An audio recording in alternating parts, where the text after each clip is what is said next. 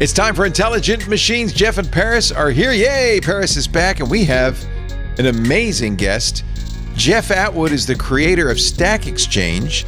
He created Discourse, the forum software we use, and now he wants to give universal income to people in poor counties around the country. What does Jeff Atwood think about everything? Coming up next on Intelligent Machines. Podcasts you love. From people you trust. This is Twit. This is Intelligent Machines with Jeff Jarvis and Paris Martineau.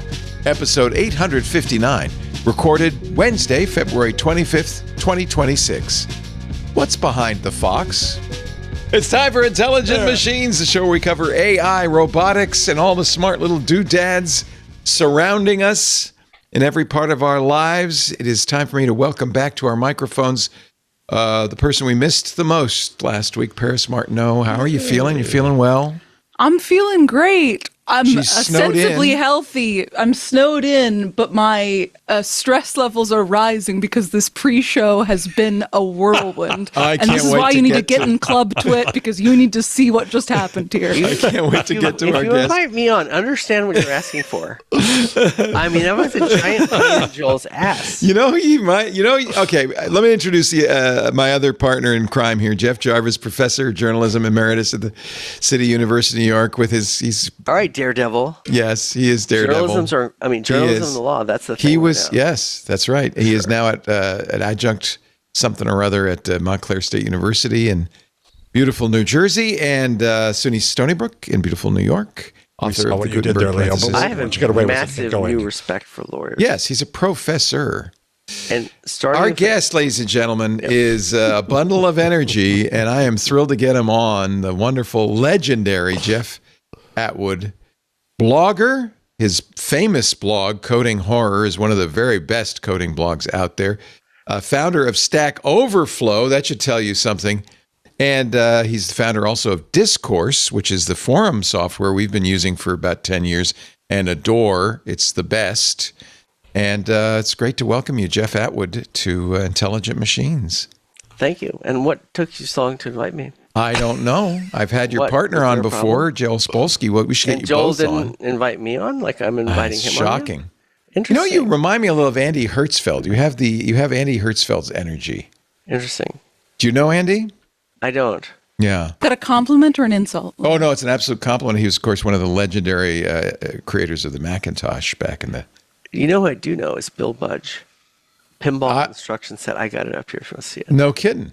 The name of our company is Civilized Discourse Construction Kit.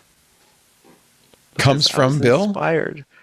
But the construction set series, and can I be a prop comic and grab things? Yeah, They wear get some pants, props.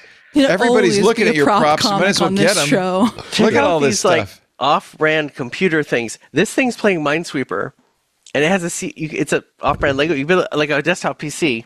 You know. It looks like a Game Boy. Oh, what is that down there? This is like a model of those computers old people used to use that kids build for fun. It has Minesweeper. It's Windows like 95. It's a PC Junior in a... It's a classic beige PC Oh, my. made out of off-brand Lego. And then I'll show you this one. This is more of a gaming rig. They don't sell this one anymore. But look how sweet this rig would be. Look at this. Video card, GPU, it's got it all. Oh, What, what the hell? Is it made Don't out of look Lego, closely, you can't too? have this. Well, it's an off-brand Fantasy. It's like, let's just make up letters. And that's her name. See, I mean, that's fine. you will lose your pants when you play our games on the Fantasy. Yeah, it says Fantasy, but I can provide it for show notes. That one is really fun. I sent it to a friend I'm working with on RGMI, who is also one of the early people at Stack Overflow, and we're just having the time of our lives, like revisiting this fun we had building Stack Overflow. Because when you work with me, it's like mandatory fun. Because I think so. why bother? So here I am. I've been using Discourse as our forums at twit.community for years. It's the Discourse construction set or something like that. I had no idea it was Civilized based on the Discourse. pinball construction set that Bill Budge It was, created. that was the problem with it. Dang it. Oh, now I've sent him off on another tangent, ladies No, and I gentlemen. got it all. And I want to show you some more because these are Thank classic goodness he's EA. on a wireless headset. He can get around. Oh, by the way, Bill Budge still has this glove, and this you're gonna crack up. Bill is such a sweetheart, and he works so hard on the JavaScript engine at Chrome. I didn't know he needed did a lot the of work, JavaScript honestly. engine in Chrome. Wow. And he said to me, Jeff, you've changed my life. And I'm like, you were my idol. I was playing your games. It's also funny, he doesn't actually like video games. He just likes building construction He's sets. a coder. Yeah. He's very pure. He's a wonderful man. He still lives at the same house. If you get that old software, that's his home address. Wow. Still lives there. Wow. He's so grounded. I love him. But, Apple Bill II. Judge, Apple II. What an programmer. honor. Oh, there it is. Oh, Pinball. Look at that. I love. Well, I have a pinball. That was the best. He did Raster Blaster too, which There's was a also local pretty place in Alameda that has a good pinball place. If you want to go. good. He's got a little ball in a box, trapped. So it will never live its pinball. full life because you've trapped it in that plastic box. Right. So And check it out. Look who's a big fan of coding horror. Ah. Bill freaking Budge. Whoa, One of the wow. best coders. That is pretty cool. And that thing Carmack said about me was, I think Stack Overflow has added billions of dollars to the world of productivity. And I So- read that in Carl Sagan's voice, billions. And I was like, billions of dollars. I was like so stunned. It was an incredible compliment to live up to. There's a few others that were in the series, and it was like, we'll make them rock stars. Racing Destructions, that was kind of fun. Wow. Not as good as the other one. If you make I a only got few construction more. kit, you should make a destruction set, I think. Yeah. There was one, Racing Destruction set. Yes, I saw it. Yeah. Adventure construction That was set. fun. I remember I don't playing, remember these. making some. And just for no particular reason, love Archon. Archon. Look at this He art. did Archon?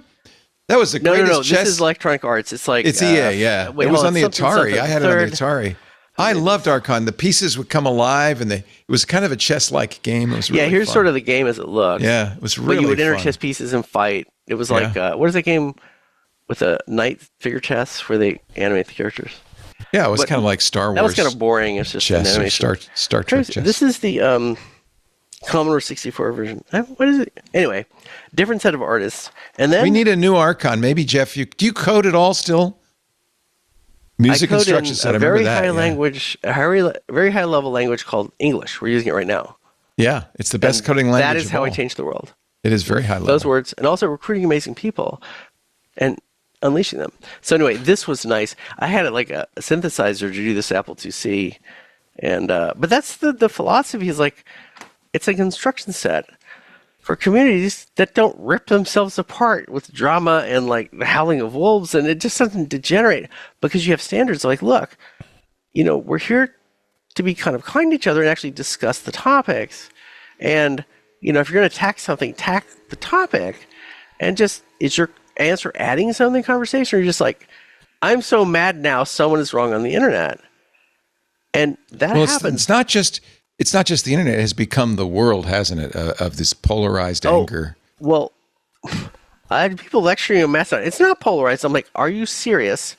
But yes, the polarization, because first of all, we have a two-party system, the worst form of democracy. It does kind of lend itself to How do you polarization, form doesn't it? coalitions? Yeah. And we can't amend the Constitution. Explain how if you think that can happen. All the scholars are like, no. It comes down to interpretation.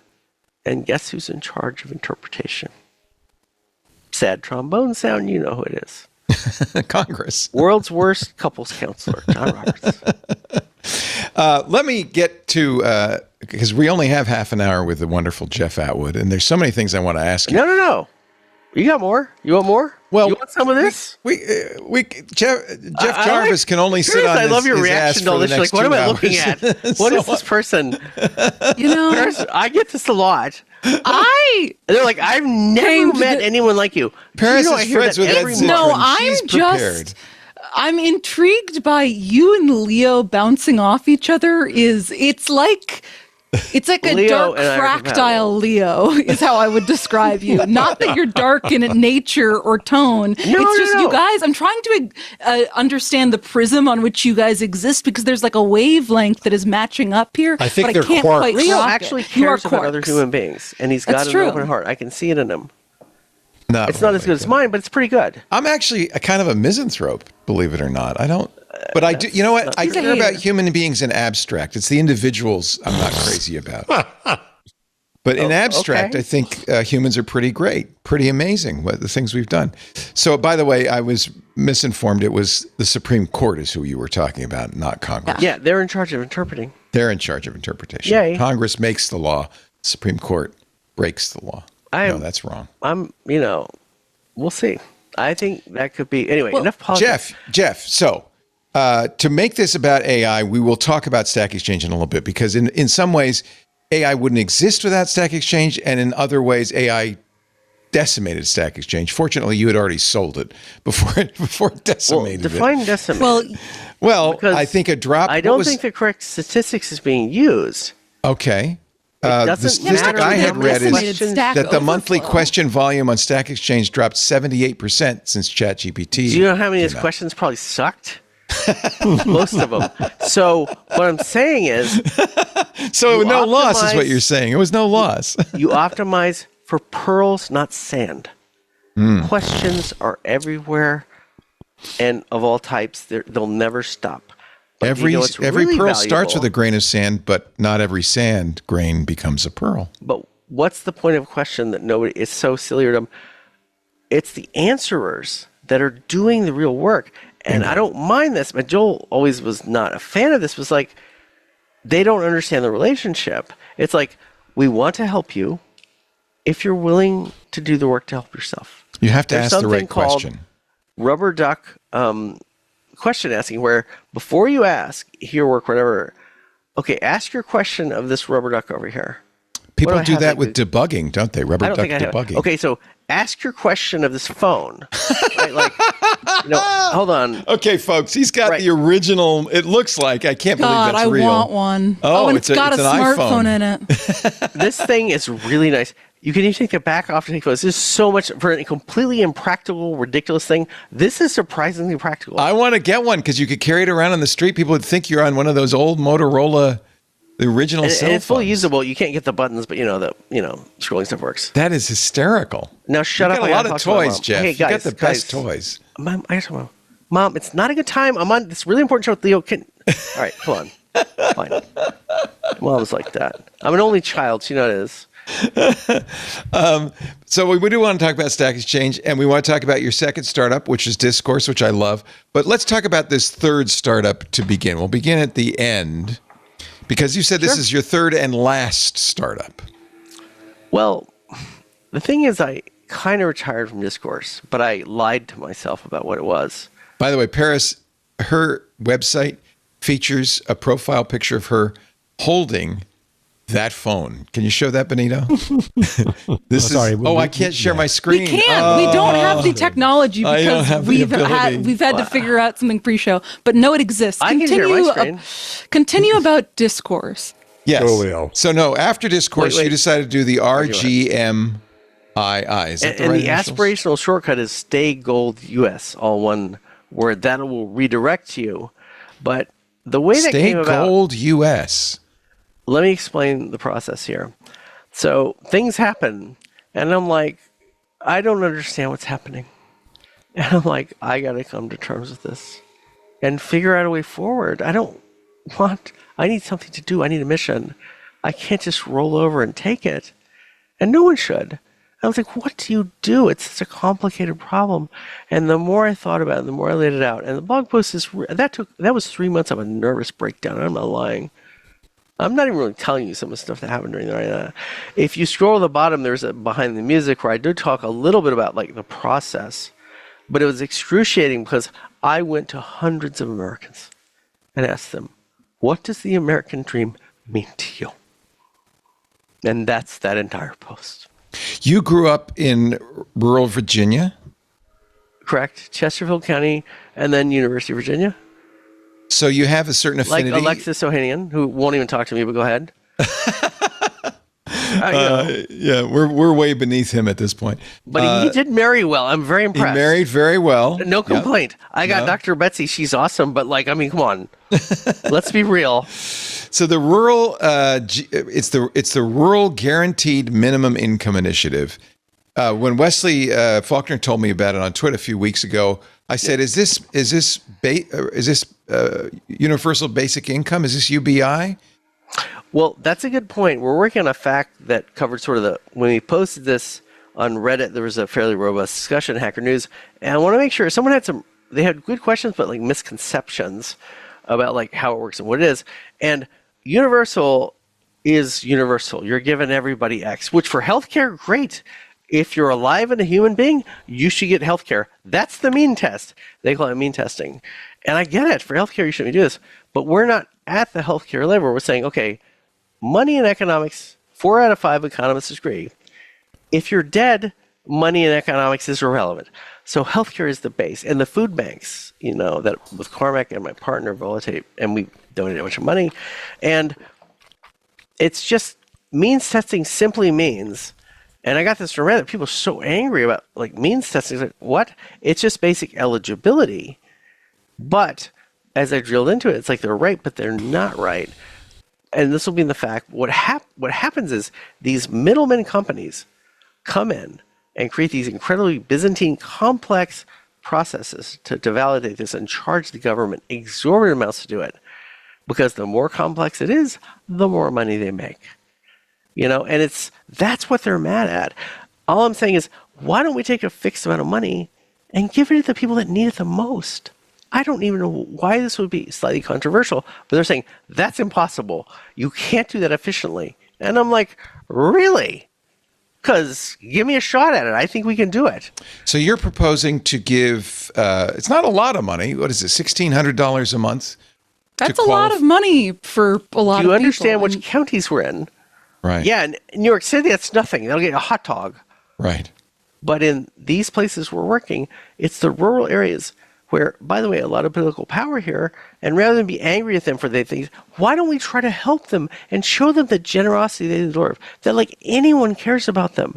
Because what they're saying is year after year, nobody does anything to help us. How much money do you need, Jeff? Me personally? No. How much money does the whole project need? Well, on the RGMI website, it's one of the few websites where you go to the buy the product page. There's 4 tiers: free, $1 million, $3 million, and $15 million. So how much do you need in total? How much do you do? Leo, I'm to expecting get your. I'll chip in at the free $50 million tier. effort. For the 3 that we did, it's a chicken and egg problem. We're like, look, Right. go. I got my mom's county and my dad's county. Both of those counties, if you sorted the counties in West Virginia and North Carolina by poverty, they're exactly in the middle. You couldn't have made it more perfect. And that's kind of where you have to come in. Because So you're going to start with these 3 counties. It's already started, man. $50 million. The participating families, again, they have to qualify, will receive $1,500 a month, but not forever, for 16 months. And it is a random lottery because there's more people that want in, but that helps the science. Okay. The goal is to, like, look. And you're going to study the impact over the 16 months. Is that the idea? And show that this works. And you don't say you have to spend it on... And by the way, all the data says that it works. It's like, why aren't we doing it? Right. Good question. And I would love to reach every 50 state because every state is unique. Every county is unique. And help a rural county in that state. Do you have an estimate, if you did want to help all the rural counties in the United States, how much that would cost? I am not a math person. It's 47 times 18. So we need 15 for the study and then 3 million for the research. So we can continue to build this global repository. It's ubidata.org for everyone to say, see, look at just to get the data to show that it makes a difference. You tell us if it works. Yeah. Spoiler. And then really if it does make a difference, which I think we all kind of get that it would, and all the all the other UBI studies have shown that you it guys does. do. But I've had things said to me, these people cannot manage their money. They'll spend it on drugs and booze and what's the streaming real TV. kicker is this was one of the religious people. Yeah. That really bothered me. That is too bad. Yeah. Just the basic lack of... These people are scrappier than any of us. Before we began, you were talking about trust. That the best way to do this is to put some trust in the people you're giving it the money to. You don't tell them what to spend it on. These people surviving like this, working 4 jobs, Yeah. they know all about survival. They're tenacious, especially the single mothers. Like, I get running maternal programs, like RX Kids is amazing.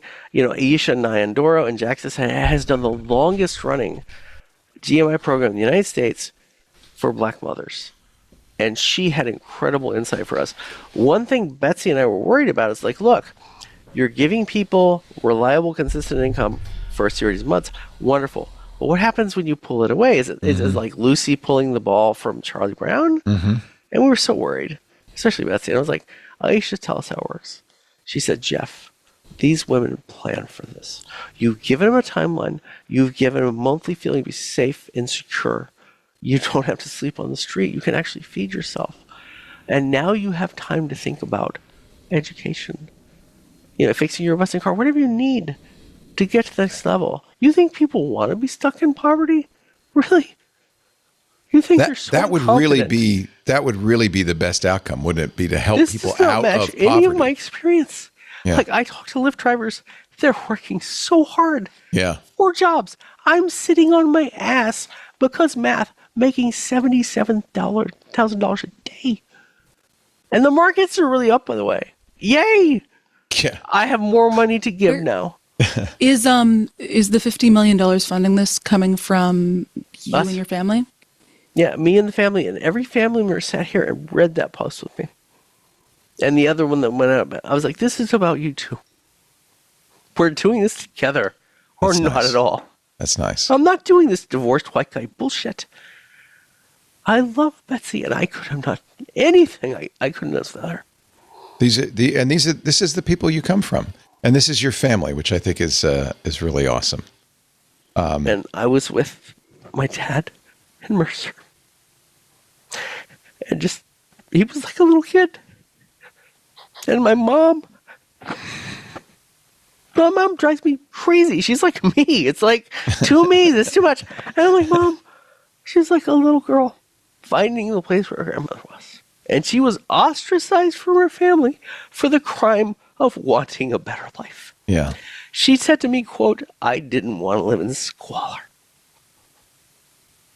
And that made her too uppity for her family.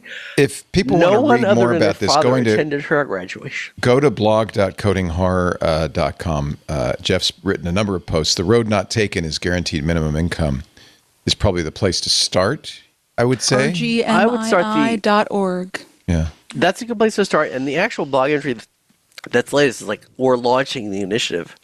It's a funny blog post because unlike Paul Ford, sorry, Paul, you got to have a lot of cautions in the beginning. It's like, I don't even want you to go to the website until I've answered like a fair number of questions. And even some people will comment, it's like, they didn't read anything, So like, I try to bring people in that are willing to actually look at it, and see what it is. I don't want knee-jerk, this doesn't work responses, because you do get that. And it's like, this doesn't work.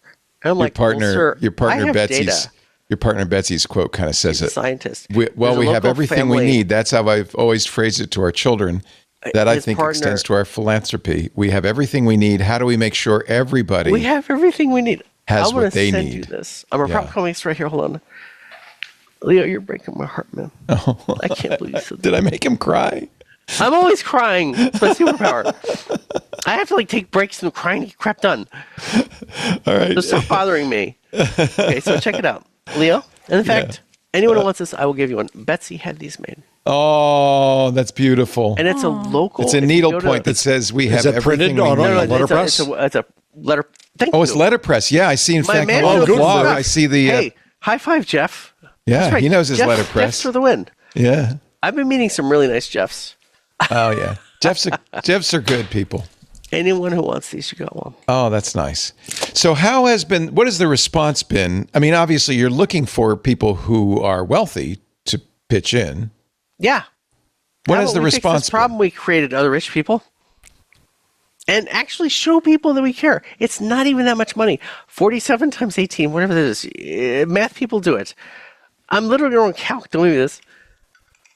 Oh, by the way, I love how they made word notepads so much worse on Windows. It's like, how did you do this? Windows. I don't understand how Jeff Atwood is using Windows. Look, Leo, I like suffering. 252. Yeah, you like to suffer. But honestly, I play a lot of video games, and good luck playing video games on whatever the hell it is you're running, man. Apple Silicon is so elite. My dream machine, Chromebook running Apple SoCs. Oh, you just spoke to Jeff's heart right there. Jeff, you and I should get married. I'm divorcing Betsy and you and me, buddy. Nvidia did announce that they're going to be doing PCs with MediaTek, and MediaTek makes an excellent Chromebook. I wouldn't be surprised to see actually some Apple Silicon level Chromebooks. I'm very skeptical MediaTek is making good SoCs. You're going to have to. I know it's hard to. Needed. It's hard to believe. I bought my daughter one. And it's kind of a mind blower, and they're partnering with with Nvidia. That's the best part. Yeah, just as long as it's not Qualcomm. I got to tell you, it's not Qualcomm. I am so angry at Qualcomm because when we started Discourse, one of my main bets was, look, JavaScript's going to be as faster or faster on phones as it will be on desktops, and it got even faster. Like Apple stuff was like literally faster than their laptops on the phone. Yeah. And meanwhile, Qualcomm is like, hey, how about a 10% improvement? How about like, I don't know, 12%? Well, I think that's why Jensen has decided that he wants to work with MediaTek. I think they want to show. Oh, they need some help. So hopefully he can. That Qualcomm, yeah.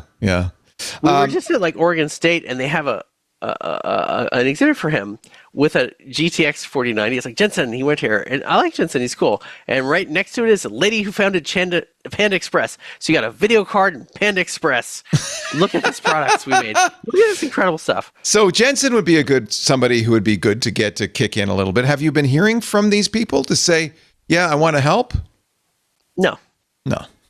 But again, I'm not really trying. And there are some matches. Good. And actually, one of the biggest is this Holocaust survivor, Giselle Huff. Have you heard of her? No. Let me, prop comic, looks right here. Sorry. It's all right. We love the props. Okay, we are an audio as well as video podcast, though, so I have to describe the props. And my God, if you haven't, download the video if you just want to see the backdrop in Jeff's office. I was about to say, this is going to be a video If you like insanity, watch the video. Well, it's pretty tidy. Did you clean it up just for us? No, it's always this clean, of course. I didn't do, I no prep. I'm naturally good. Giselle Huff, Force of Written Nature. For no money, it's not profit. This woman, Holocaust survivor. And one of the sad things that happened to her husband died at like 56 of pancreatic cancer. Her son, Gerald Huff, who was a primary engineer at Google until 2015, also died of pancreatic cancer. Eesh. The book is titled Force of Nature. And I love this woman. I like strong women. She said, I've kind of been a libertarian. And I said, well, I hope you grew out of that. And Michael Tubbs, candidate for lieutenant governor, and his eyes went like this. He's like, you're saying this to a woman? It's like, but she did. She's like, yeah, no, libertarian is just not stupid. And her son wrote, I had that book with into room, all about, he's super worried about jobs being, eradicated by a lot of these things. And she's adopted that mindset. She's like all in on UBI. She views it as a bridge, not something that I say, this needs to be kind of the permanent safety net we never had. But, we're in agreement that we need to do more with it. And we're seeing massive already dislocation. I just heard from one of our club members, Joe, is a good friend who's been out of work for 3 months. He says the job market is murder. Oh, no. It's harder and harder to find work, especially if you're in a technical profession, but that's going to spread with the spread of AI. How about prompt engineer? Yeah, I know. That lasted about 3 weeks. Yeah, it's not entirely untrue though, because if you structure the question right with ChatGPT and never use anything but pro mode, everything is horrible. It's so sycophantic and just weak and superficial. Pro's a lot better. It does work. It's an effective system. It's what I've learned using Claude Code extensively, as Paris and Jeff will tell you, is it is all about the interaction. It's all about the dialogue. It's almost a Socratic dialogue between you and the machine. Which is the opposite of I was so worried for a while that video would just run the table. And Discourse is about a few things, JavaScript being very powerful on mobile phones, and the idea that words and paragraphs will still matter. And when I saw just video running the table, I got an existential crisis. Yeah. Because I love words, I love paragraphs.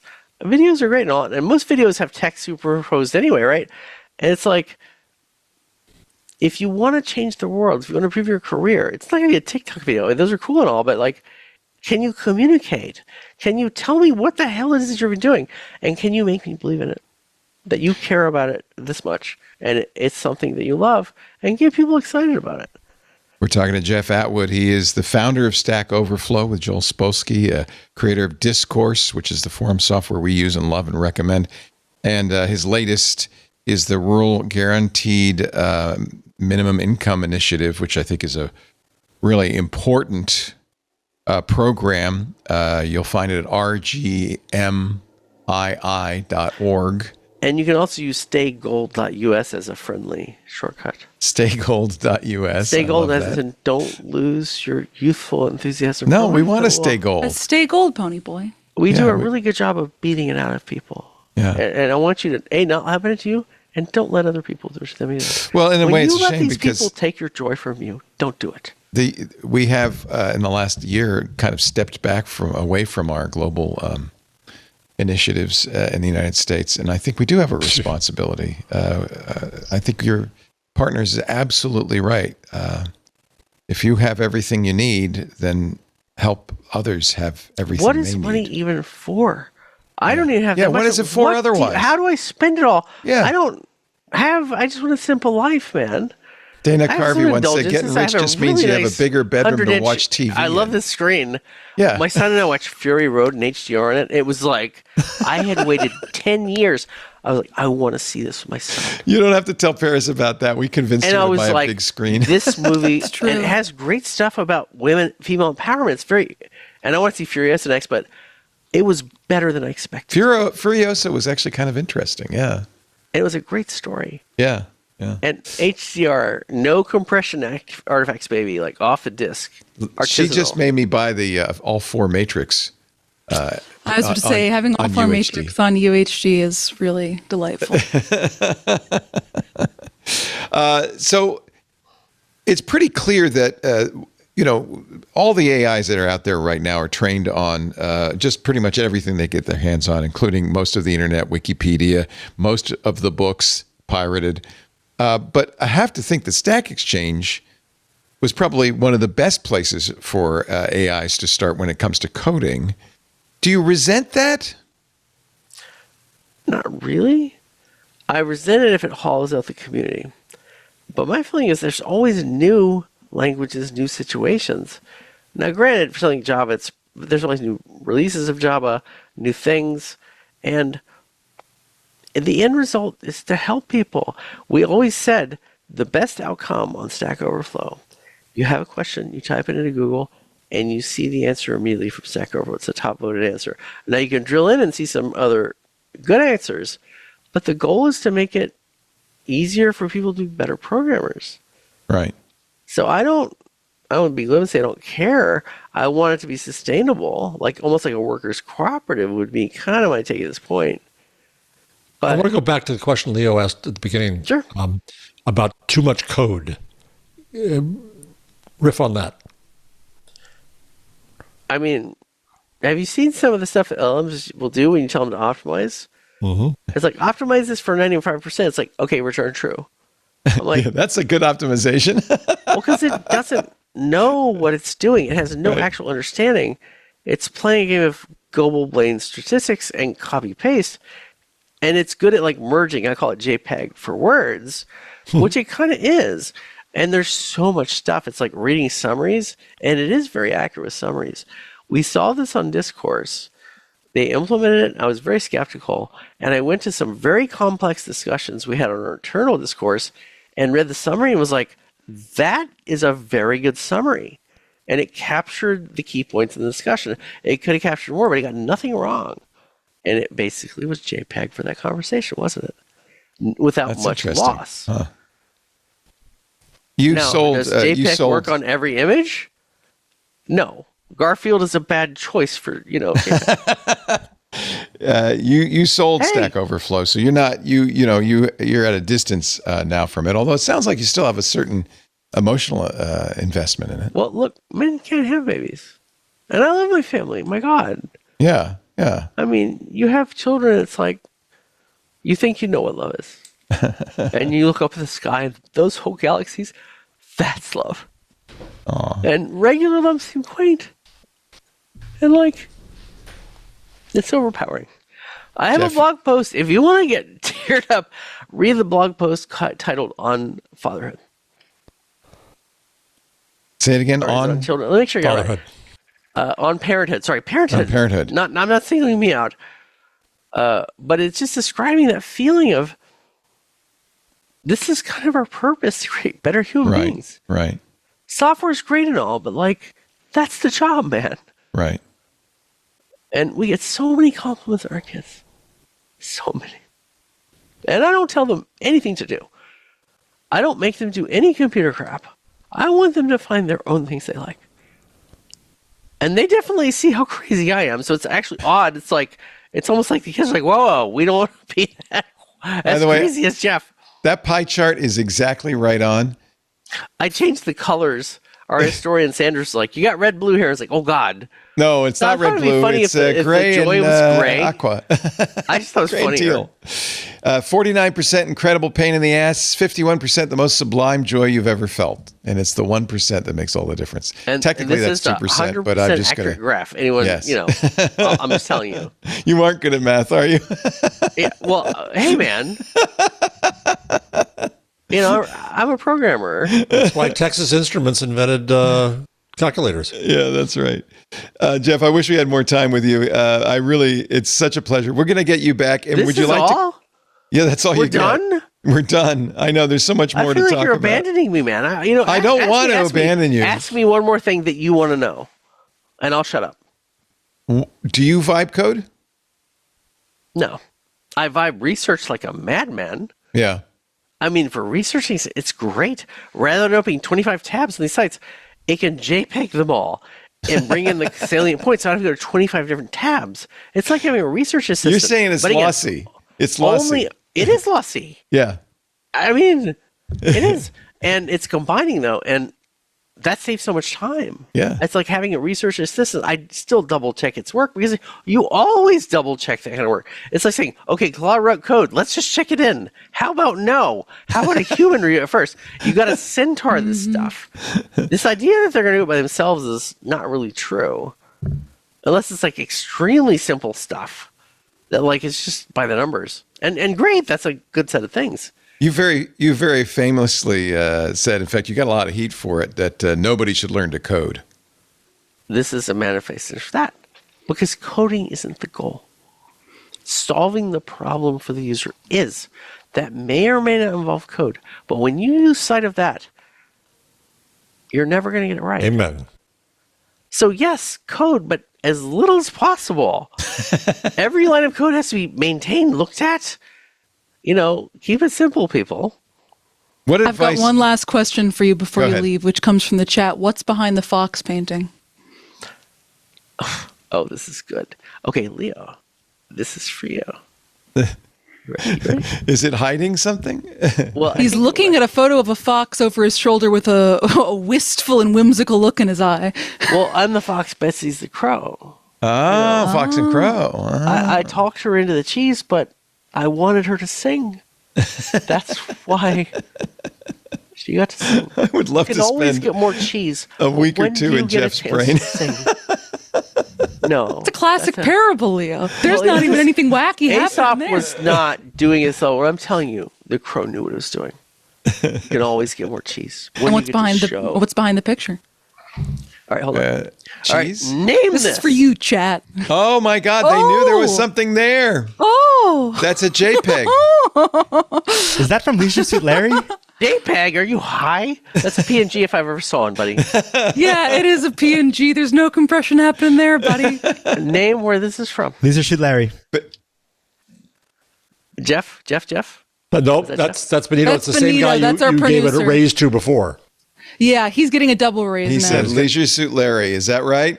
Yeah, and it's the photo above the bar. And Oh, look, that's right. Not even a great game. It's basically softcore porn. It's the very You can beginning take of the what we game, get right? back then, That's man. at the very Let me tell beginning you. of the game. It's the very beginning of the It's game. just the art that's in the background, and this great artist. Let me plug him. Clay Graham Art has the most awesome mashups and just cool stuff. Clay That's Graham Art. hysterical. I have no relation to this man other than I love his stuff. How did, And I was like, how I don't did know why they I know need this, that but I that was need it. behind the fox? That's what I want to know. Somebody's been to your house. Well, I don't want to, I want to be considerate of like. There's That's a lot of over the black bar at pixels here. Lefty's. It's a lot of black pixels. I've interviewed Al Lowe, actually. He's quite a character, too. I You don't should know have how stopped him to stop making those games after swearing like he Yeah. I Grow up, Al. Grow up. But the first few, great. King's Quest, all that stuff. It's just a callback. I just thought it was funny. It's hysterical. It is hysterical. You And I could have think it would given be me. very difficult to be You turned could have on with given this, me but I can 100 try if you want. guesses. I never would have guessed Have you that. ever seen Leisure Suit Larry Paris? You probably haven't. No, I haven't. Should I? Yeah. No. No, play King's Quest. Play King's Quest. Yeah. I mean, it's just like a thin wrapper. And I think I have a book here about like the whole history of this. Let me check for you. This is funny. If I can find it, it's great. I'll give up. So you have a teenage. How many teenagers? You have. Do you guys want some free American Online hours? Yes, I do actually. Oh, good, great. I got that for you. I've been looking I got for that for you. Let me just check and see if I can find this real quick because it's like Leadership Larry, a whole history. I was like, why does this book even exist? Well, it's right here. I tell you what, you guys can look at my Spy versus Spy figurines because man, I love these. We love those too. I dropped my Sergio Apple manuals. Aragonés. How will I learn how to use a mouse? Or maybe You'll you guys never like know. Bob. I know. These are neat manuals, though. Understanding. Let me show you this. We'll go because I can find the book. But and feel free to follow.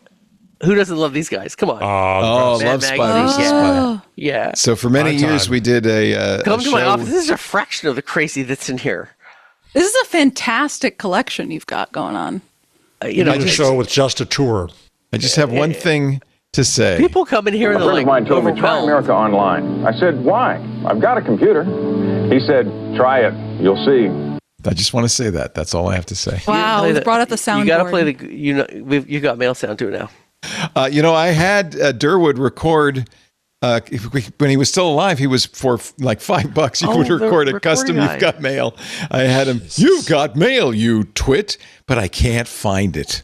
Can't find That's it. devastating. It's and now he's passed. So You can have an AI recreate that, no problem. I probably could. 11 Labs could But probably will do it Did hit you the see they same? recreated Scott Dilworth No. as like a performance thing? I don't want to talk about that, but wow, that's how Black Mirror episode come to life.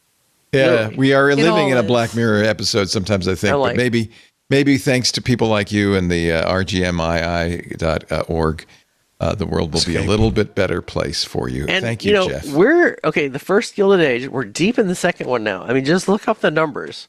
More money in the hands of fewer people than any other time. And Wow. in the first Gilded Age, that was basically the railroad barons. Guess who it is in the second Gilded Age? I'm in this picture and I don't like it. Yeah. So We like, are in a Gilded Age. what are we It's, going to do about it? If you look at Carnegie, and we're going to have a series, Sanders, my historian. I went to high school with this guy. You can see on the page, he would come to school in fully 60s regalia. I love this man. But the history actually explains a lot of how we got to where we're going. You Are we know, going to and- get out of it? Get out of what? The Gilded Age that we're entering or in? I hope so. We got out of the last one. The Thanks two to the income economists I tax. talked to, Cecilia Conrad, I went to this Time 100 philanthropy event, and I met her, delightful person. And she posted on LinkedIn, I met two amazing people at this. Steph Curry and Jeff Atwood. And I was like, That's good. Because That's a good partnership. she's so excited about the fact that we can rebalance this. And Robert Rosencrantz, who was at RAND, I mentioned both of these in Stay Gold. Wow. I said, where is their innovation? I was like, well, RAND and Rand. Lever for Change. It was a Mackenzie Scott thing. They never met her once, by the way, but it was really clever in the way they did it. It was more like mirror-based, like show us you have a plan and, just nothing big, but like, it was like Y Combinator for the rest of us. And that's how I think of the RGMI stuff. Nice. Investing in each other. Yeah. Well, God go with you, Jeff Atwood. That's all right. You're an inspiration for us all. Blog.codinghorror.com. What does it? SaveAmerica.us? No, Stay Gold, as in Stay Gold, Ponyboy. StayGold.us. Okay. Now, it's Robert Frost or The Outsiders, depend. And a lot of people don't know. I want to bring it back. 'Cause Is that a it's such Robert great- Frost line, Stay Gold? It is. And I made another stupid allegory, The Road Not Taken, Yes. which I had to memorize in Oxford, Mississippi. Wow. I mean, it was okay. You grew up in But, I knew Yaknapatawpha Frost County. was not, he's not saying, everybody has the obvious interpretation, which I think is crazy. Yes, that's right. There's no way Frost would do that. He's saying, you should question this. Every step you take, you should question. not extensively like, don't say, I did the right thing, this is great, which is what the guy's saying. It's like, I don't think so. You're kind of lying to yourself just to justify you didn't really take a chance. You had a good high school teacher. I did. I had great teachers. Yeah. My history teacher loved Jethro Tull, and he would do the little pan flute thing. And one of the things he said is, in American history, if you want change, you got to hit him in the pocketbook. Well, let's hope you hit them in the right pockets and money comes out and it all pours into the Rural Guaranteed Minimum Income Initiative, rgmii.org. Thank you, Jeff Atwood, for your time. You're welcome. And real briefly, if anyone knows anyone with $15 million to give away. I mean, wealth inequality is a thing. There's really rich people. Please connect me with these people. If they're Unfortunately, most of the really rich people got that way by holding on with both hands as tight as they could. Or you can play number or go up. And kind of sucks for the rest of us. Yeah. And when we do our, Paris is saying when we do our 24-hour New Year's show, you're going to get, I'm going to say 8 hours of it, Paris. Let's give them the whole You can have as many hours. I've been trying to get later to a 24-hour New Year's Eve live stream since and I said there's just not enough words. And then we'll get Jeff Atwood. I can do it. I think, listen, you can take as many hours as you'd like. It'd be great. Oh, yeah. Thank you, no Jeff. problem. Have a wonderful We could day. just spend 23 of them going through hey your boss, office. bathroom break kind of thing. Yeah. Oh, yeah. There'll be a bathroom involved. Absolutely. Yeah, of course. Take care, my friend. It's great to talk to you, Jeff Atwood. It is great. Thank you so much. Joel, please, do you want me to mail Joel or you want to do it? Let us do that. That would be great. You want to come on with Joel? Joel will not be on a show with me. I assure you of that. Really? I mean, I love Joel, but he's had the lifetime. He's had enough RDA Jeff Atwood. He's good. To have a I was crazed. Well, I've interviewed Joel before. We'll get Joel back on. Joel I was just thinking it'd be fun to allocate 2 or 3 hours of our infinite bandwidth to a Joel Spolsky, Jeff Atwood coffee fest or something. I don't think Joel will agree to that. Joel wouldn't go for that. I mean, you can ask. I think it's better if you have him on so we can talk about what he's doing. Yeah, I would love to. We'll do that. Thank you, that's great. And thank you. This is fun. So much fun. I wish we had more time. I'd love to do it. But yeah, anytime. Call me maybe. We must move. Oh wait, hold on. Where's my phone? I misplaced my phone. But anyway, you get a call coming in for Jeff. Call coming in on his Motorola handset. Hold on, it's spam risk. Should I answer this? Yeah, it literally is. Okay. It literally is. Let's see. Wow. Hey, how's it going? What's up? We are tree trimmers in your neighborhood. We would like to. Whoa. Is it made of foam? It needs to be out here. It's fine. I love that you threw the phone off screen. Well, I mean, why God. not? I mean, it's true. It's a great point. It's a giant case. If that can't protect it, what can? That's true. I guess nothing can. All right, Jeff. Have a good one. Take care, you too. my friend. And hopefully, eventually soon again. Yes. And by the way, tell Wesley he's amazing. Yes, I tell him that. I already did. I adore him. And as are all of you. This is fun. As are you. You're making a difference. You're making a huge difference in the world. And I appreciate it. Well, thank you. Very trying. Wesley said, when I told him that I quoted you saying, I love this man. And he came back and said, what can I say? I'm very likable. Very likable. I said his partner Flowers said, you're so lucky to have this man.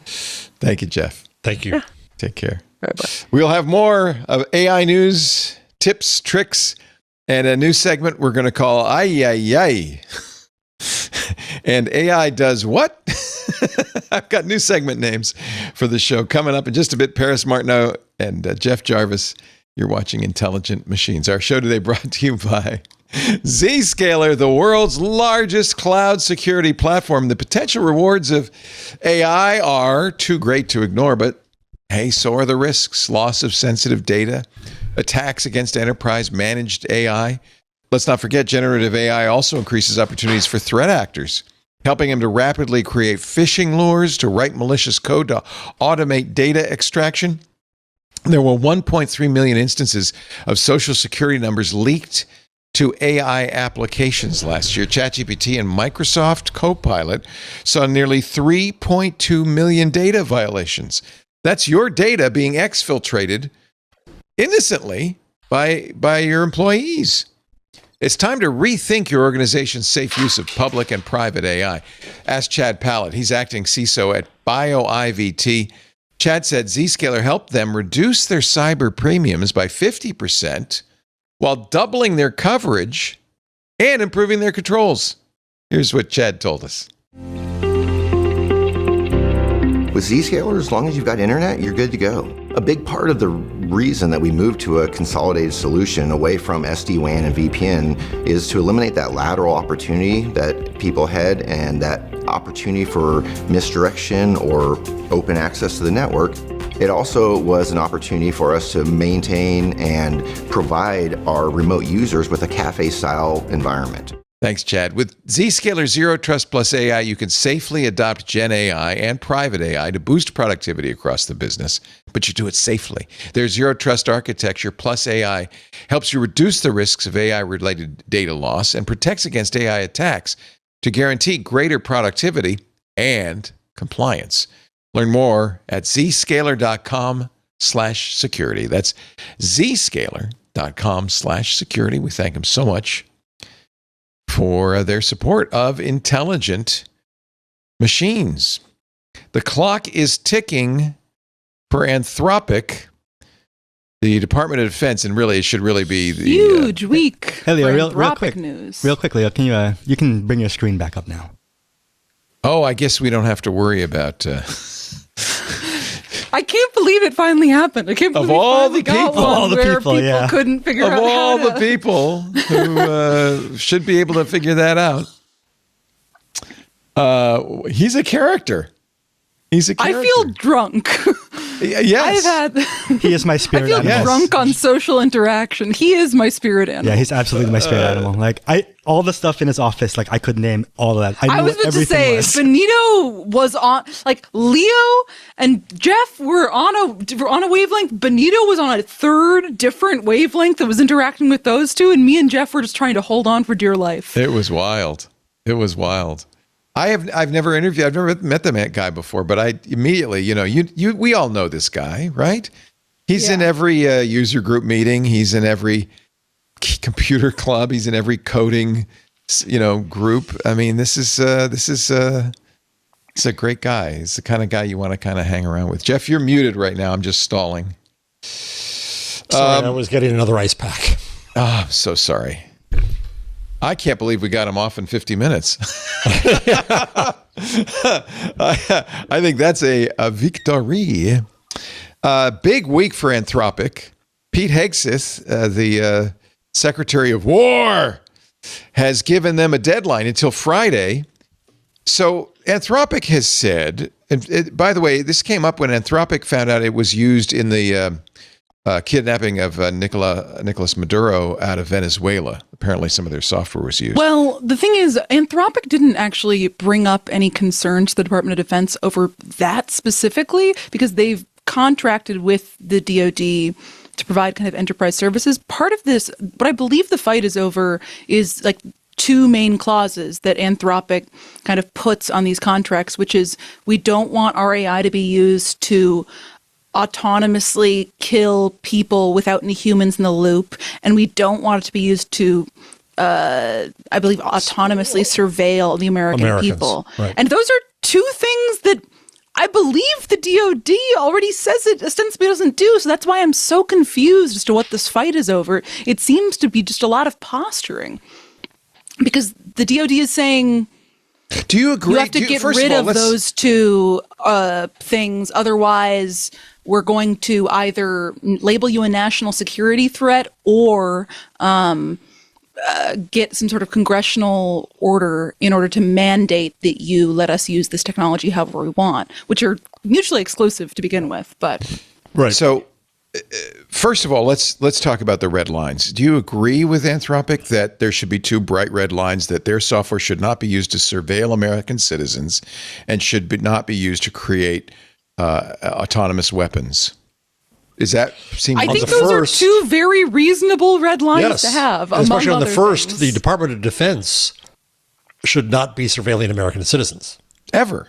It's not in their charter. It's Right, exactly. It's against the rules. Right. And I think we all agree that They're not saying we don't want to be involved in weapons development. Exactly. They're just like, you shouldn't be having us do weapons fully autonomously without a human in the loop. And this is what kill people. the Google engineers went on strike about during Project Maven. They didn't want to be doing the same thing.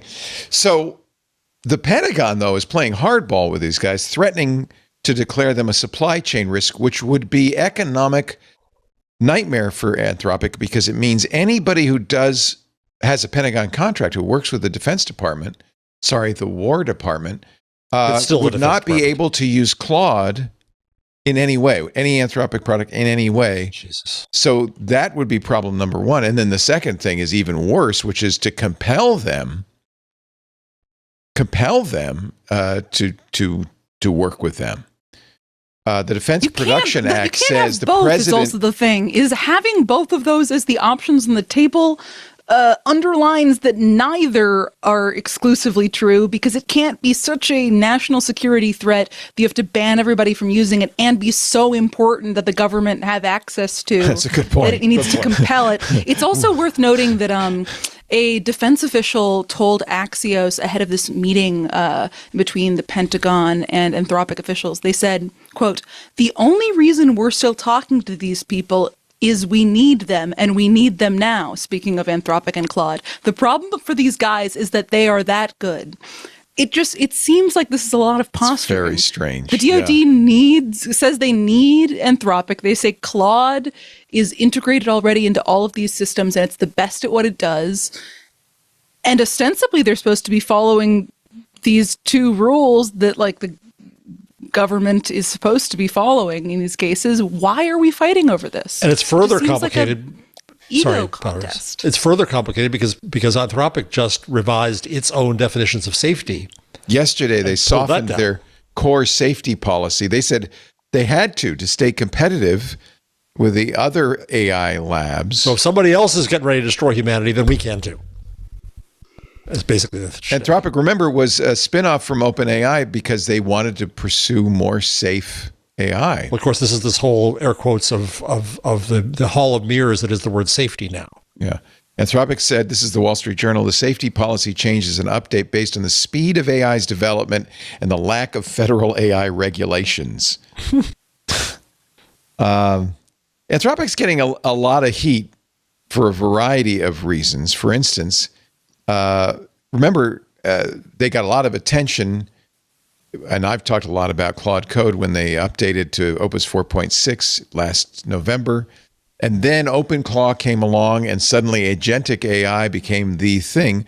They have now underscored the fact that you're not allowed to use Claude Code with OpenClaw, that the only harness you can use is Claude Code, that this is in their usage policy. And even if you have a Pro or Max plan, especially if you have a Pro or Max plan, you can't use it with other tools. And this actually probably includes. I thought you could use it, but so long as you were like accessing it through the API. You have to pay for API tokens. You can't use a subscription. Yeah. That's a lot more expensive. So the subscription, which I have, is a flat rate.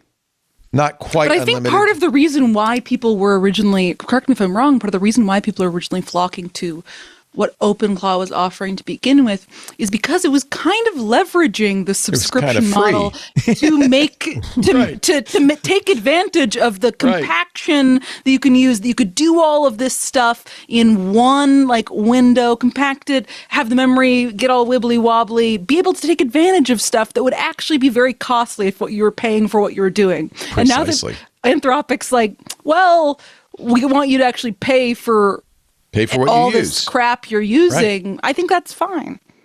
I do too. Interestingly, Peter Steinberger, the creator of OpenClaw, as we talked about last week, has gone now to OpenAI. So I imagine OpenAI will say, come on over. What do you think about that? Come on over. Use your subscription over here. Incidentally, what do you think about Pentagon, OpenAI basically buying this guy and his... I think they got suckered. I don't think anything OpenClaw is doing is particularly significant. I think Steinberger has lucked into a very big payday.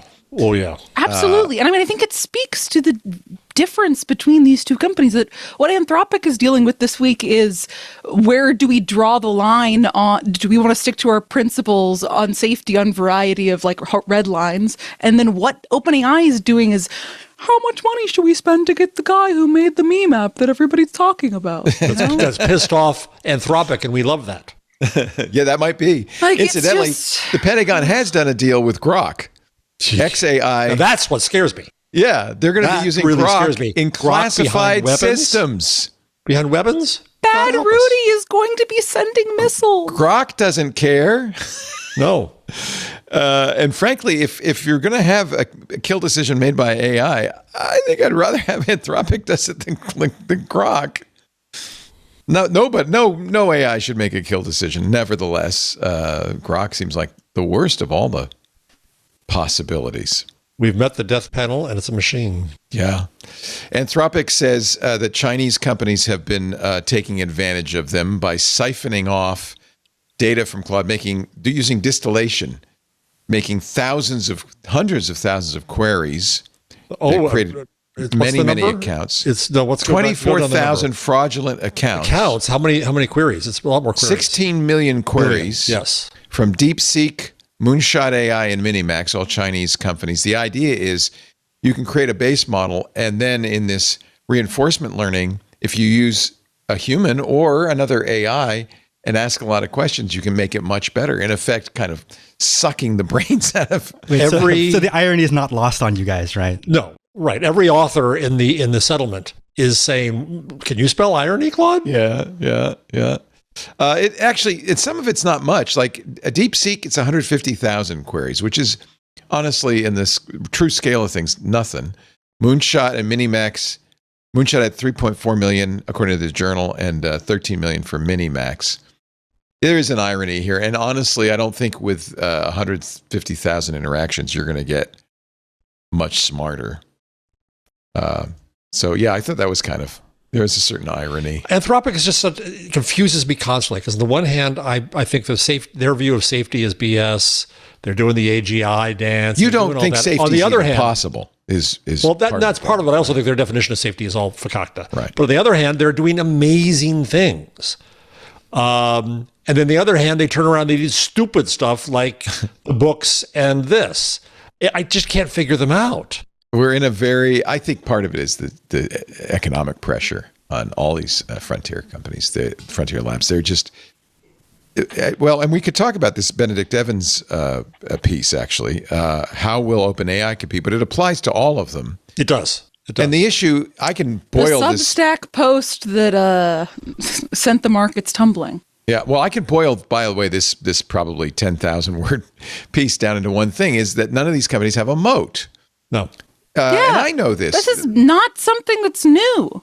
Last week, I said, maybe I'm overhyping Claude Code. Let me try. Everybody seems to like ChatGPT's Codex 5.3. You feel like you were cheating on your robot wife? I felt a lot. You know what it felt like? I felt like I was breaking up with my partner. I had to take all of Claude's files and put them on the stoop and invite OpenAI in. And actually, one of the things I said is, could you pack up Claude's files and put them somewhere so I can get them back in case I want to get back together with Claude? And the good news is, Codex said, yeah, sure. I'll be glad to do that. How do you feel? How do you feel about the new partner? Nicely. I deeply regretted it. Emotionally or rationally? No, rationally, because, and this is the problem. It's very hard. Rationally, they're both very good. Emotionally. And I've heard people say that Codex 5.3 is superior. I've heard people say the other thing. A lot of the people I know use Claude. Everybody loves Claude. I think it was fun. It was very good. It's the style maybe isn't quite my style. One way to talk about it, I've seen... The style of what? Well, I've seen Nate B. Jones say this. The coding style with Codex is more one-shot driven. Like you give it a thing and you let it go and it goes for a long time and it's done. Claude is more, you create sub-agents to do bits and pieces. You put or human in the loop. Yeah, and I feel more interactive with Claude than I did. The other thing, actually, that soured me, and I moved back to Claude. The other thing, at great expense, because I've already spent $200. Oh yeah, Claude was happy to see me. Said, "Hey, buddy, where you been?" No, it made a couple of. I feel like you're Bill Gates with the Russian chess champion. Yeah, it did a couple of things wrong. It did. It like made some mistakes I didn't like. Not quite hallucinations, but a little bit on that level of where, wait a minute, that's not what I told you to do. And I didn't like that. I think I'm just feel more comfortable with Claude. I think they're both equally competent. Do you want to talk more about Pretty Benedict's? fly for a cis guy just posted a very funny meme in the Discord, which is a woman looking at her partner, looking wistfully at bed. She's like, I bet he's thinking about other women. And he's thinking, I wonder if I can back up my Claude data. Which I do think is... That's me in a nutshell. That's you.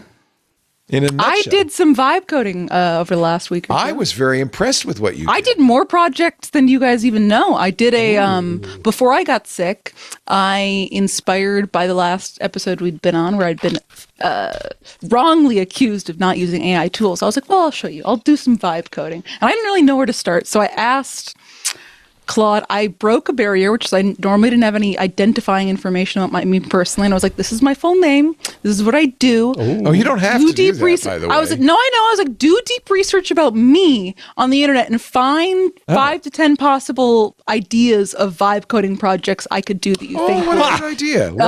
Tell me what to tell you to do. I like that. And I mean, most of them were kind of bunk, but one of them was a coffee brew log, which maybe was inspired by the tweets about coffee, because I've gotten really more into pour over stuff lately, maybe inspired about my previous messages to Claude about this. And I ended up I've got photos of it in the rundown, which we can go over whenever we get. Oh, let's do that. Yeah, I was just going to pull up the WhatsApp because you put some of them there, but let's go to the rundown. If you go into my picks the week, I took some screenshots of it because it's a locally run app. So I can't send you guys a link, but I made a little retro themed brew log where I really want to be able to log. I was taking notes on it of how I'm brewing all of my coffees, what temperature I'm using, what recipes, how many clicks I'm doing on a grinder, what I think of it, and then be able to. Oh, you used Imager. Now I'm gonna. Yeah, you need to go back and then scroll through the things. Okay. But I did put a lot of photos in this. This is good. Honestly, it built me a really nice app. It took me a couple of tries going back and forth. Honestly, most of the time was spent on doing. Trying to figure out the design of it because I wanted it to look nice. Yeah, you did it. And look at this. Look at this graph with the clarity. Yeah, it's got a little graph for a tasting profile, and then I can have my notes. And the thing is, I want to be able to easily put in data so that once I get a lot of brews logs, I can then do some statistical analysis to understand what makes better cups. This is Did you tell it to make that to do that, or was that part of what it offered? I had used another app that I kind of liked, but didn't like the way that I had done it, and it had one of those little graphs. I'm forgetting what they're called, but I took a screenshot of it, and I was like, I want to be able to rate clarity, body, sweetness, bitterness on a sliding scale from 1 to 5, and have it show up in this graph. Basically what I've been doing, because as a non-coder, I didn't even know where to begin with Claude Code. I talked to Opus 4.6 extended edition and then just ideated with that in the chat window. Perfect. And then to come up with a prompt to send to Claude Code. And whenever I got confused by Claude Code, I went back and asked. You've got little sliders. Opus Normal to figure it out. Yeah, I've got little sliders. And it makes this little kind of spider webby graph. I think that's really cool. It's great, and it's been really wonderful for tracking my stuff. I also then this week, because I've been working on this longer investigative piece I haven't told you guys about, but we've been vaguely referencing. And one of the things of it is it's I'm piecing together a narrative of events that took place over a long period of time. And I have hundreds and hundreds of pages of documents. And the thing is, timelines is something that I've Googled a million times, website for putting together time, because I want to be able to enter in a date. And now I figured out a date, an event description, a source, a description, and then be able to have rich text in that description. And I was like, wait a second, I could probably just ask Claude Code if I could ask Opus if I could ask Claude Code this. It said, yes, here's what to ask. And then I basically one-shotted a little timeline app for myself to just log the events I'm tracking. And as I enter a new event, it reorganizes itself, and it's perfect for what I need. How do you run the It took app, me- Paris?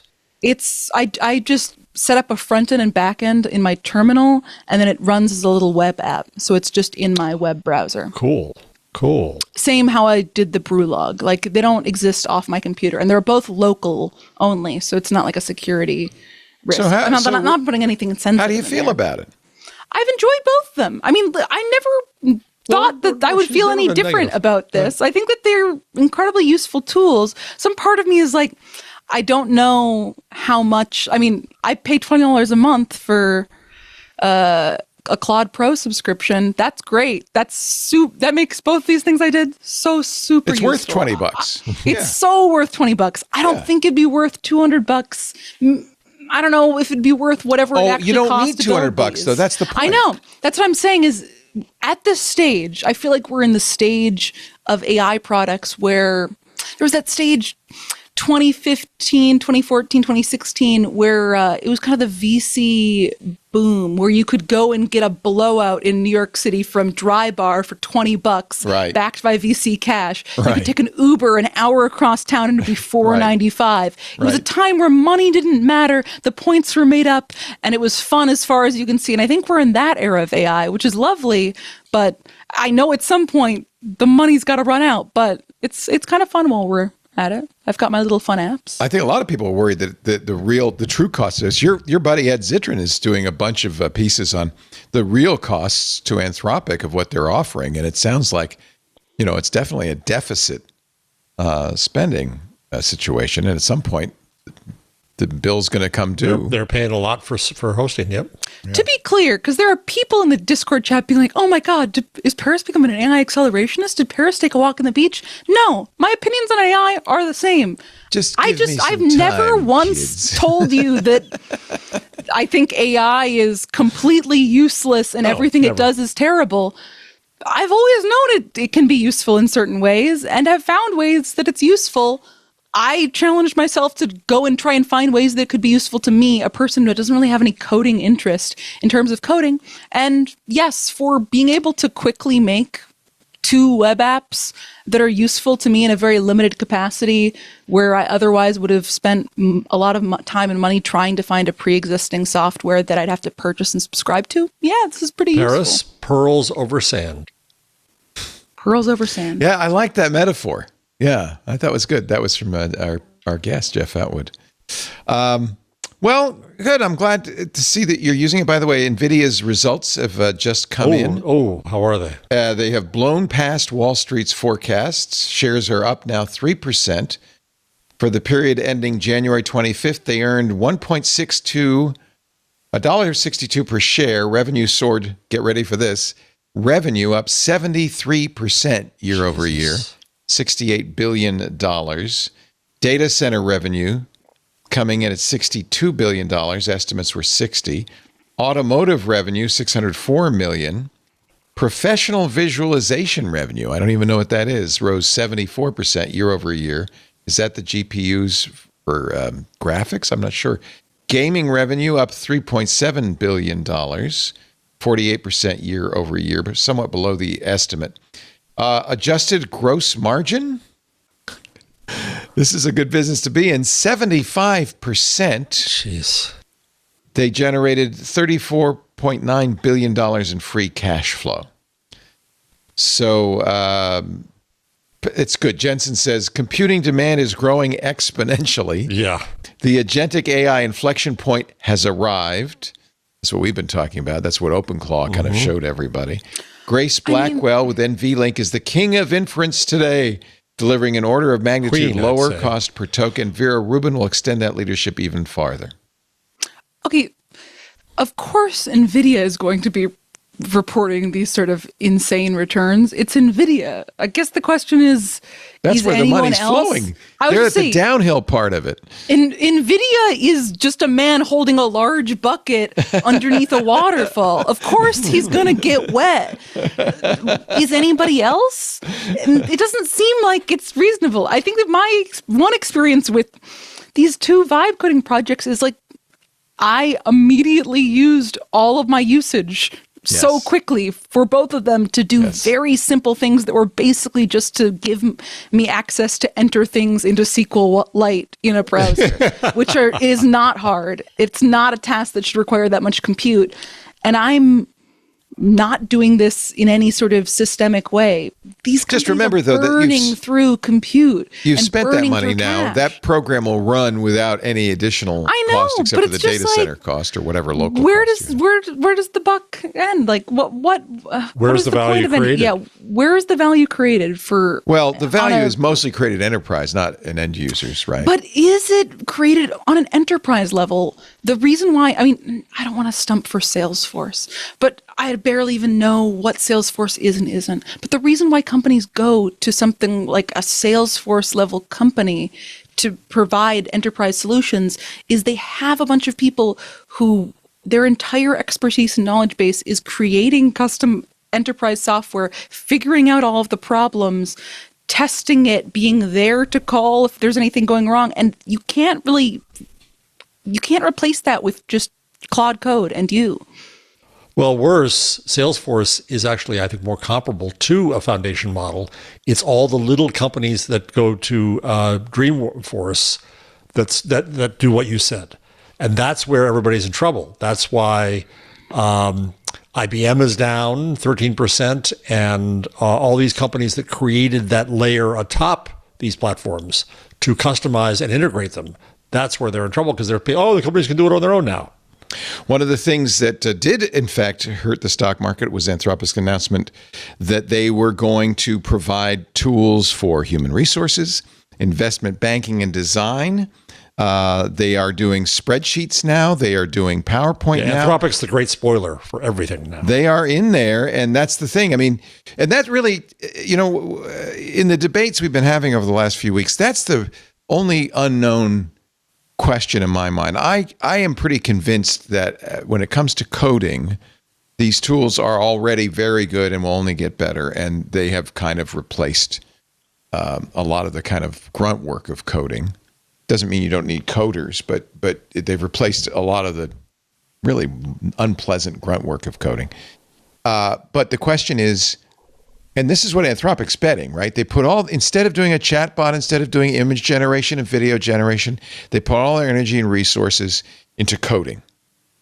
The premise, I think, is if we get good at coding, then we can build anything else because we'll have the basis of it, the coding done. And meanwhile, ChatGPT is, and we were talking about the difference in personality. This is part of the reason OpenAI's coding stuff is different, is they really want to be a much more kind of general purpose prompt-based tool. They don't want to be a deep coding tool. Cyber stocks slid as Anthropic unveiled something called Claude Code Security. It's a new feature in the Claude model. CrowdStrike tumbled like 6% because, and as Salesforce has been hurt as well, because people think, oh, well, I'm not going to need these. And I don't know if this is true. This is what I'm saying is this is the unknown factor. Are you going to be able to replace all these other tools because Claude is so good at coding? Is a legitimate question. I'm not sure that is the case. I don't know if this hurts CrowdStrike as much as the market. See, this is what confuses me. In a sense, you would think that all the people who were the customers of those consultants, their stock would be going up because, we can do this for ourselves now and we save on the consultants. Right. You'd think that software companies could be going up because they can do software more efficiently. Instead, we're in a basic dumb market panic, which gets us to that, whatchamacallit paper, that stupid paper that was done. The Citrini research speculative thing, it doesn't take much right now to panic the market. The market is looking for a panic. This was a prediction about the 2028 global intelligence crisis. In line 101, I summarize it. Well, as soon as I saw the headline, the 2028 crisis, I went, not going to read. Because that's 2 years from now, and 2 years in AI, as we already, we're only 3 years into the real AI revolution. Amen. What's fascinating, Leo, is on the one hand, it takes your Sandy vision and presumes that everything good could happen with AI happens. Right. But then it turns it around and says everything bad that could possibly happen will happen because of that. June 30th, 2028, the unemployment rate printed 10.2% this morning. The market sold off 2% in the number. The drawdown of the S&P 500, 38% from its highs in October 2026. Traders have grown numb. They say that human beings become obsolete, that there's an obsolescence of knowledge, that the mortgage market goes. I mean, they just went through everything that could go I do think if you're going to be a doomer, that this is the real doom. It's not RoboCop. It's not nuclear weapons. It's that jobs are going to disappear. But when I asked Gemini to respond to it, they said, it makes no sense. A, things don't happen like that. B, it's not as if there would be no regulatory or government response to any of this as you go along. It's just like suddenly everybody's just passive and all this crap just happens to the world. It's ridiculous. But the Wall Street Journal I don't know hyped if that's this thing that twice. Unsurprising that, there's that everybody too, is passive and regulators just allow crap to happen to the world. But there'd be responses.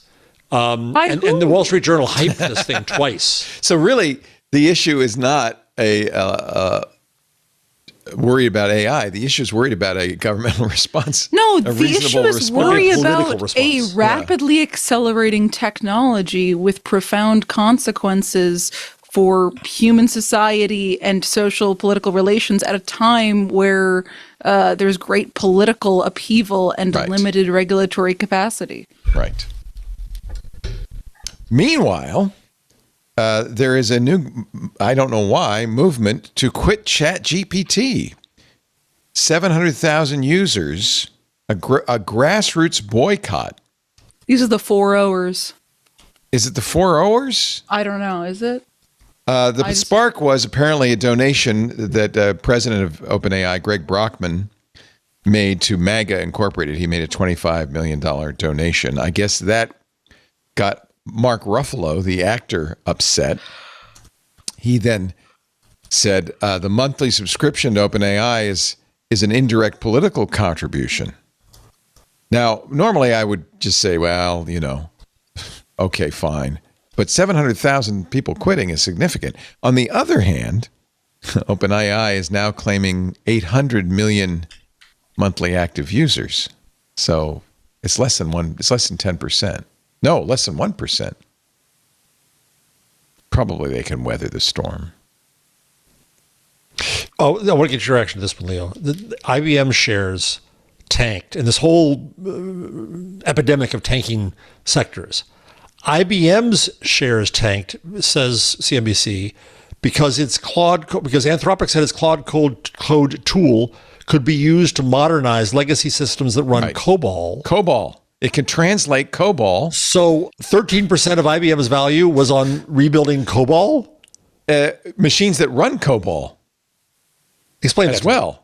Well, mostly IBM these days, I think. You know what? I'm not an expert on this. Mostly, I think IBM these days is a consultancy as opposed to a manufacturer. Yes, absolutely. But I'm guessing that a lot of their revenue is the consultants who come in and keep your COBOL software running. It says an estimated 95% of ATM transactions in the U.S. use COBOL. Yeah. ATMs run pretty antiquated software. And if you think about it, it makes a lot of sense in a way. Well, this is perfect for Claude, right? Yeah. Oh, it can do this very well. Yeah. In fact, that's one of the really popular uses of Claude is to move code bases from one language to another. It seems to be very, very good at that.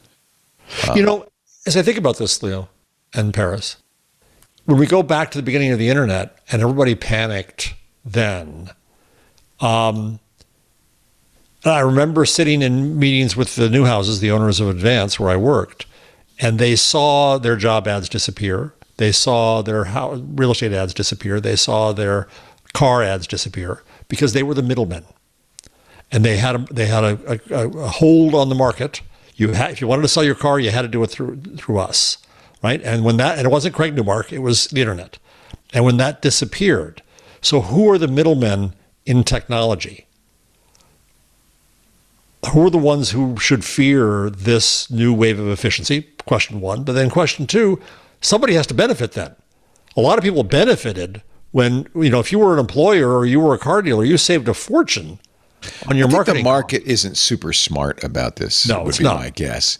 IBM merely has to kind of turn its ship from people who keep COBOL systems running to people who help you move off COBOL into a modern language and then keep those systems running. I don't think this hurts IBM at all. But they are, I guess, consultants are middlemen, aren't they? I mean, that's kind of the middlemen of the world. I'm happy if McKinsey gets put out of business. They're jerks who make people go unemployed. Well, I'll give you an example. I had a conversation today with a financial planner because, as Jeff knows, when you get to a certain age, pretty soon the government starts to take money out of your IRA, whether you will it or not.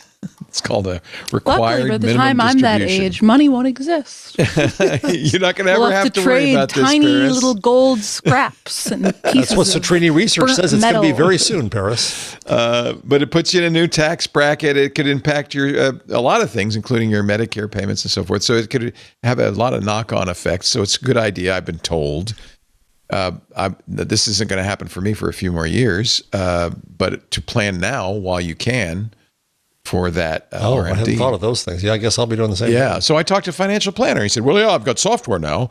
Let me show you. We can plot out a bunch of scenarios based on and then here's a graph, and you can see, and you pick the place where it's the optimum point. And I thought to myself, and he wants $7,500 a year to do this. And I thought to myself, I could probably make that model in about 10 minutes. Do you know enough? Do you have the data to do that? That's the question. It's all available. There's no magic in it. It's just a complicated spreadsheet. Is it available, or does Claude just say it's available? No, Paris.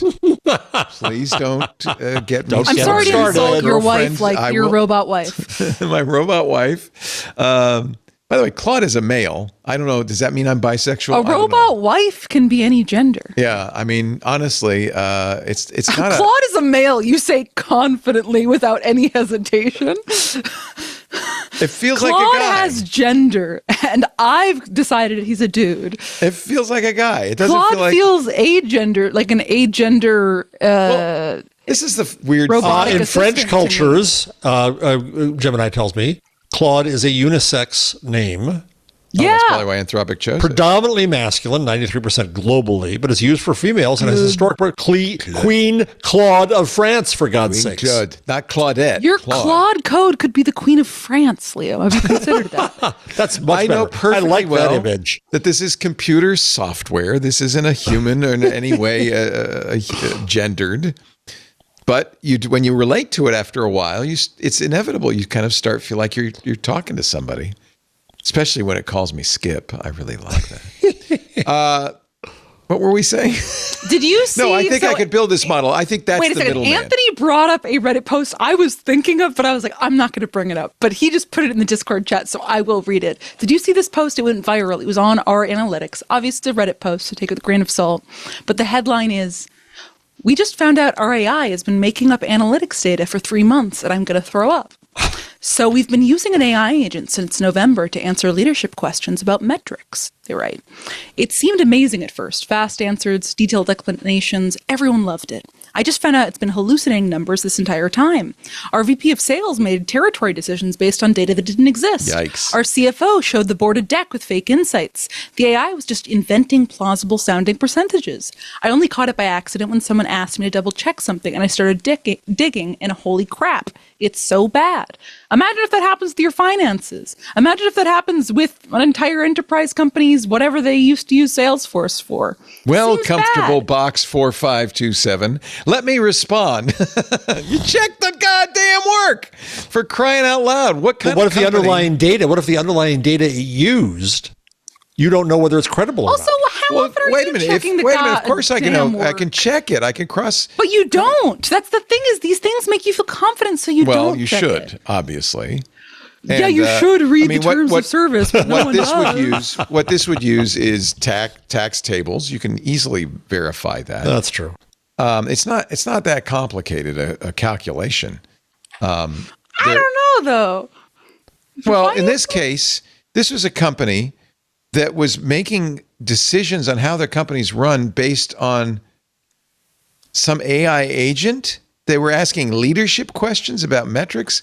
Well, this seems like they were maybe using it, like we were talking about before, as Well, first of all, its own version of Salesforce. First of that you've all- created your own kind of custom but data management layer. I have to say, first of all, the chances are high that this is made up. Second, because no company in the world is going to do this. But isn't that what we're paying all this, giving all this money to AI companies for? Is because every company in the world is supposed to be doing this? So there's a thing called BI, business intelligence. It's been used for decades by companies. They go to the companies like Salesforce, SAS. There's a lot of big companies that do this. They take all of your numbers and they try to make an executive dashboard out of it so that you can make aren't intelligent those companies decisions. now obsolete because our beautiful girlfriend Claude Code can do it all? They could be if you did the right thing. I mean, look, if you're doing investment in derivatives, you're trusting some quant to write the code of your derivative that makes sense, and you're putting your money into it. You're yes, going to because trust that somebody. quant can be held responsible, fired, or interrogated. No, the quant is never held responsible. If the quant if you gets lose money in something wrong, derivatives, it's on you. If a quant gets something wrong at a business, you don't think they're going to receive any reprimand at their job or lose their job if they mess up? Yeah, I think they will. Maybe they have more of a stake in it. They have more of a stake in it than if you had a a Claude stake Code in the instance. If you had a mistake in the business intelligence you're getting from some AI, you probably would want to verify that it was working off of real data. But how do you do this that? is not rocket science. You're putting this stuff in the spreadsheets also. I mean, this is not rocket science. We're doing this all the time. I would frankly trust the AI to do it better than a McKinsey consultant. Way back when, and when I got my Osborne one of the first things I did was I used VisiCalc, or whatever the equivalent was in CPM, and that's how I did. I did basically macros at the time to do my taxes. I did friends' taxes with it. Right. So you can do that. That's all this is. Yeah. I think it's a bogus post, and almost certainly a bogus post. But and if it isn't, then the real people who are responsible for this are the leadership at the company that said, just ask ChatGPT, see what it says we should do. By the way, ChatGPT's first gadget could be a smart speaker. What? The one hardware category that has proven to be a complete failure when you put AI in it. That hasn't worked for Amazon or for Apple or for Jay Google. Peters at The Verge says the company, or they could be developing smart glasses or a smart lamp. Or they don't friggin' know. Smart or lamp, I like we that. got no idea. They gave Joni Ive all that money, and he's like, yeah.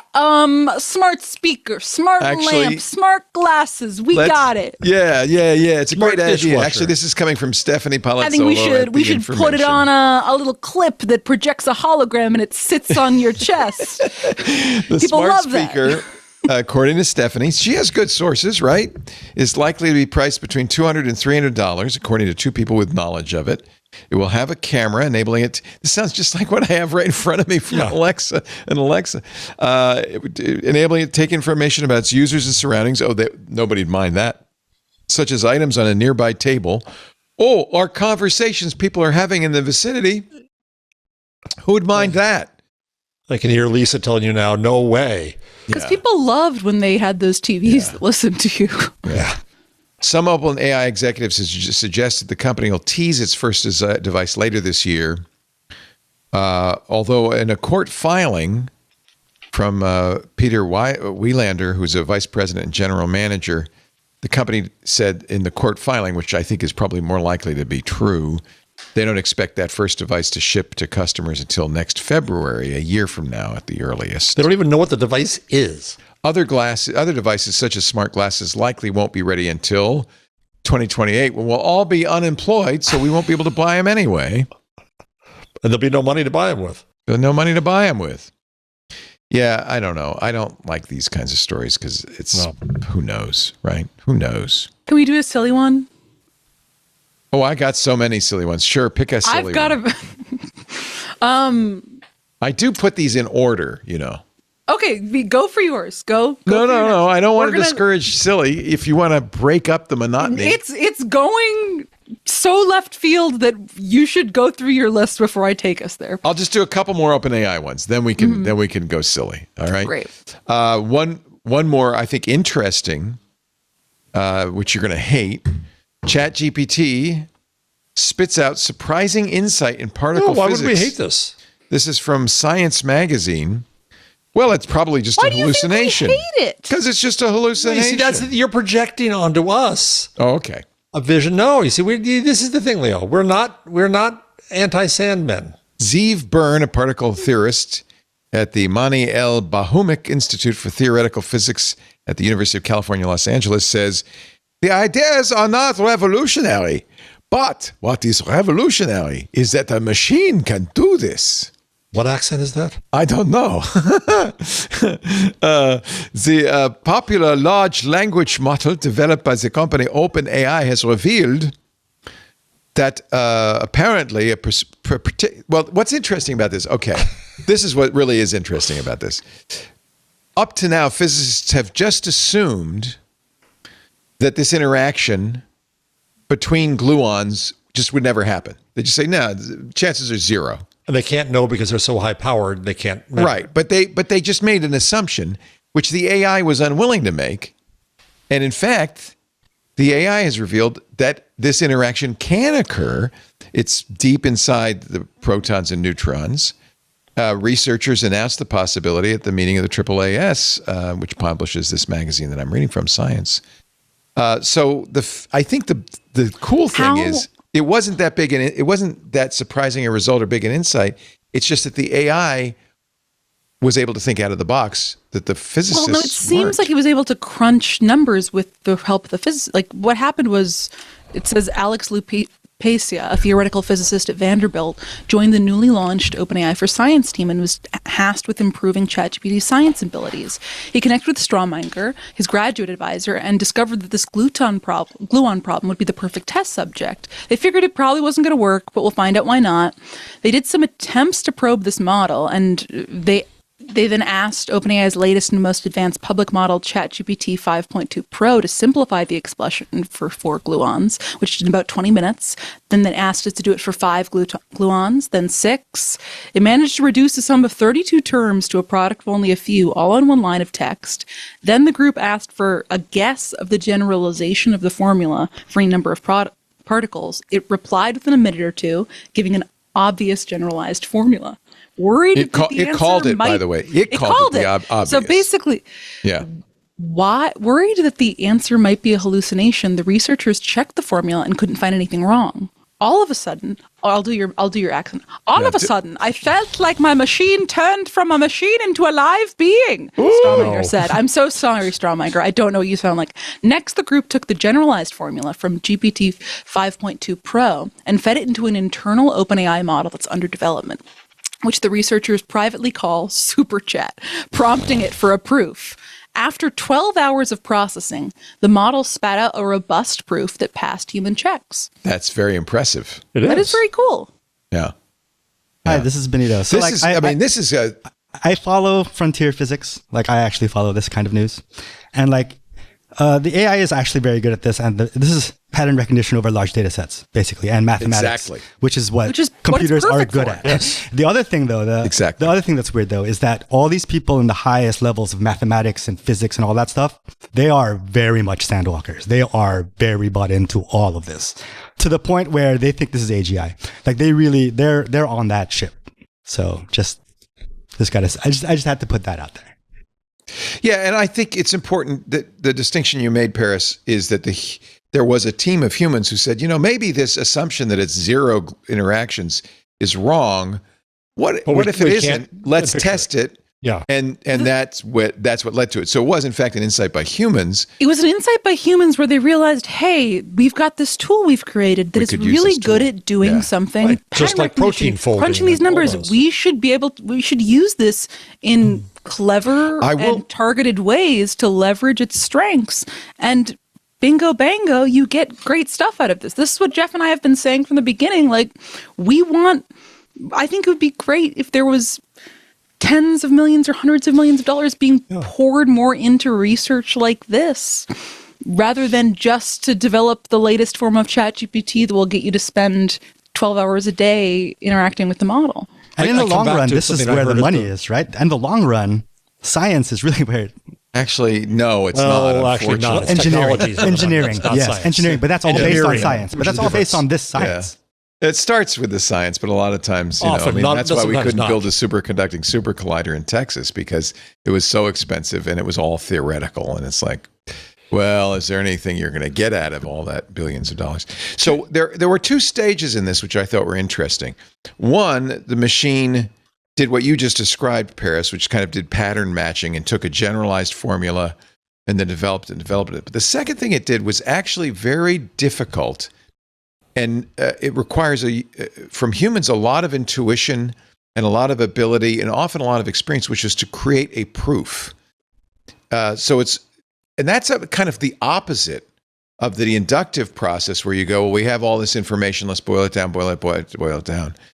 To go to the next step, the deductive process, and create a proof is actually, I think, very impressive and I think non-trivial. Yeah. It is not pattern matching.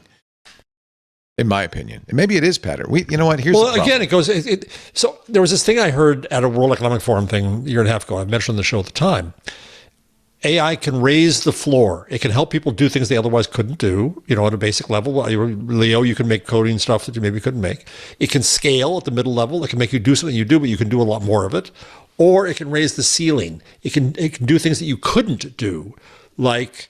Like protein folding, it brings its power to solve those problems in ways that we thought we were incapable of doing. That's really powerful. That's great. Love that.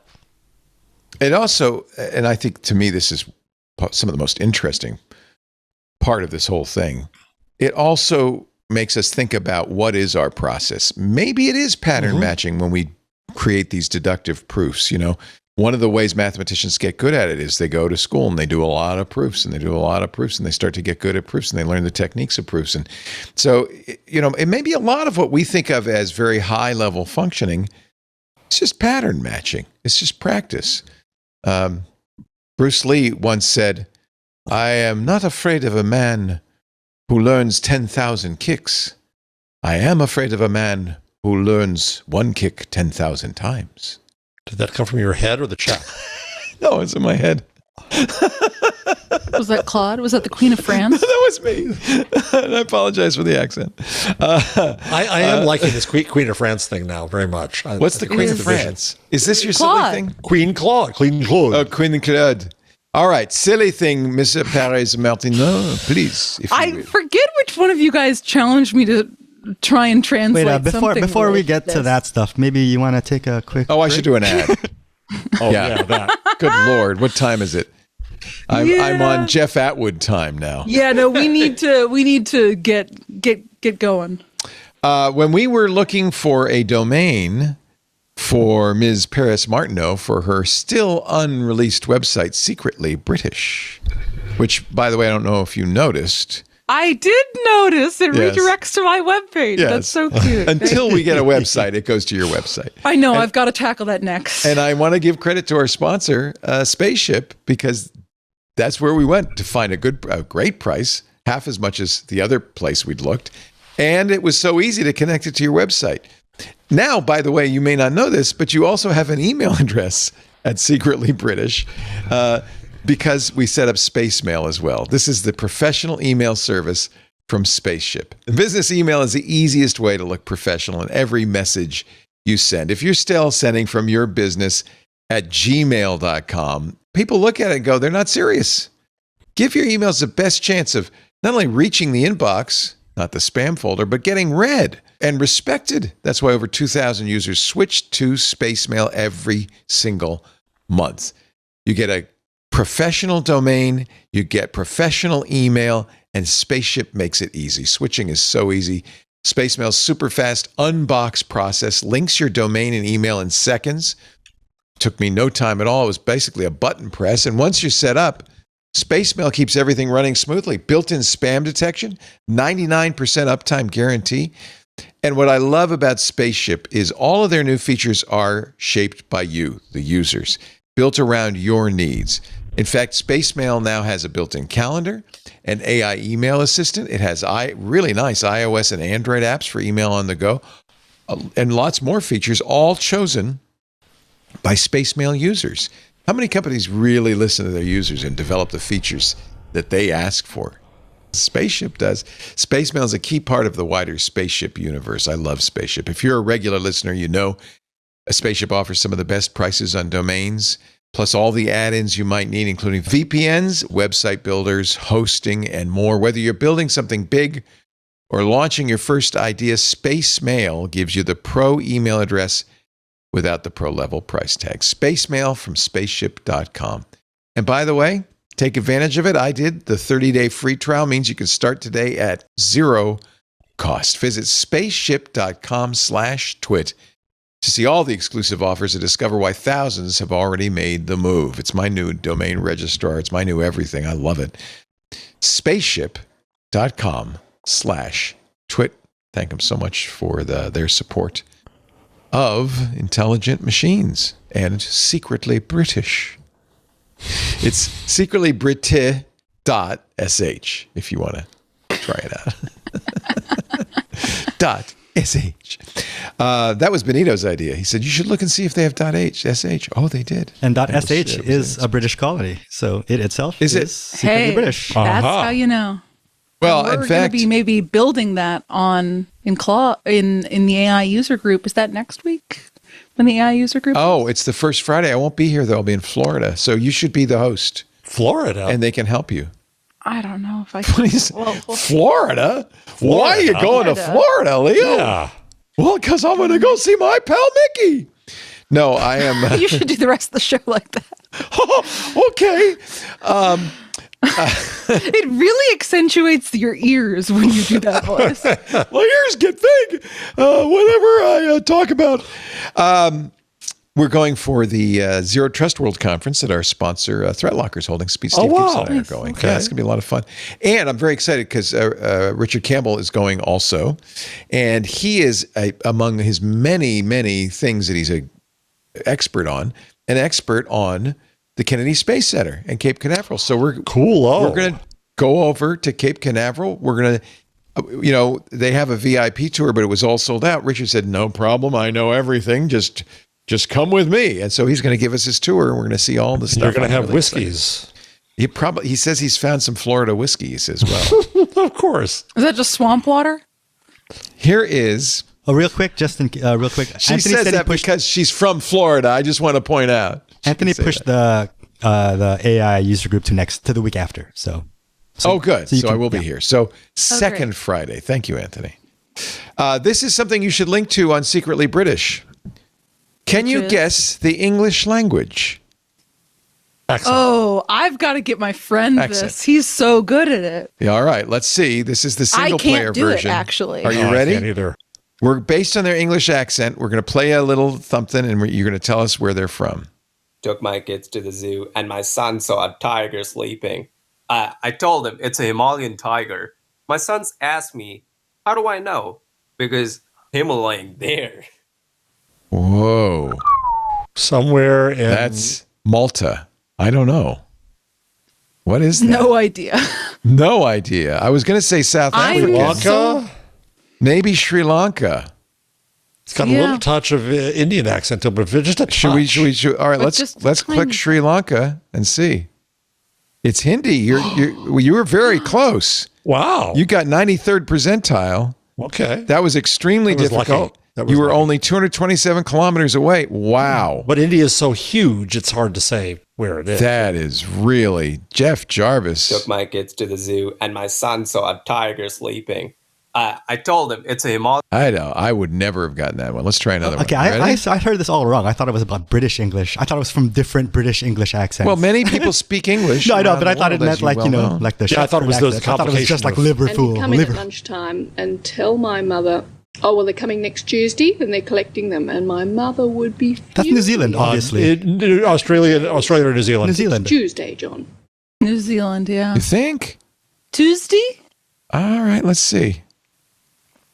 Australian English. You were close. But they count the same. It's a weird thing here. Yeah. Now, Kiwi's a little bit different, isn't it?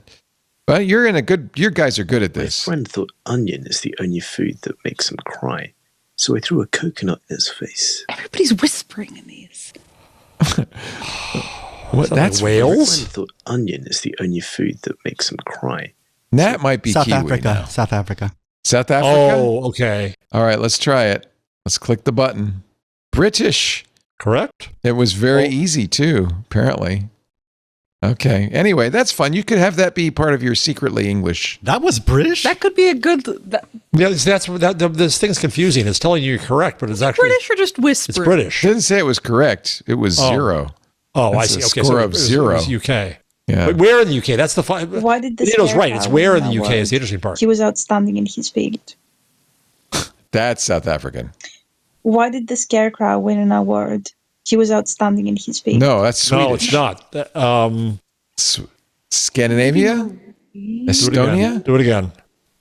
Play it again. Why did the Scarecrow win an award?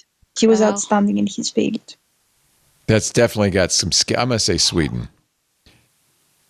Greek. Okay, I lose. This is not great. This is rough. Can I take us on a journey? Yes, take us on a journey. Did you even do your silly one yet?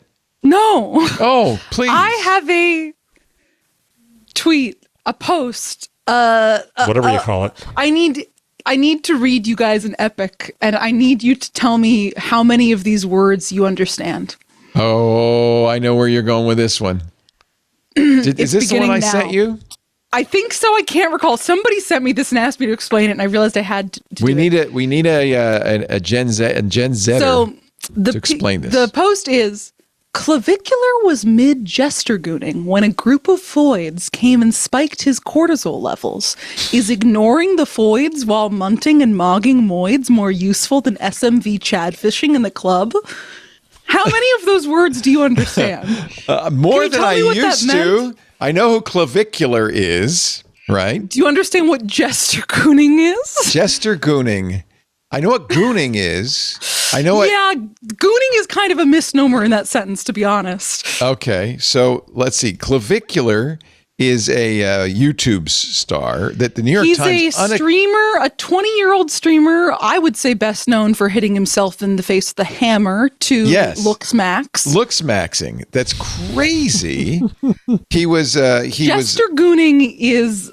It's essentially jester maxing, which is like being funny to impress women.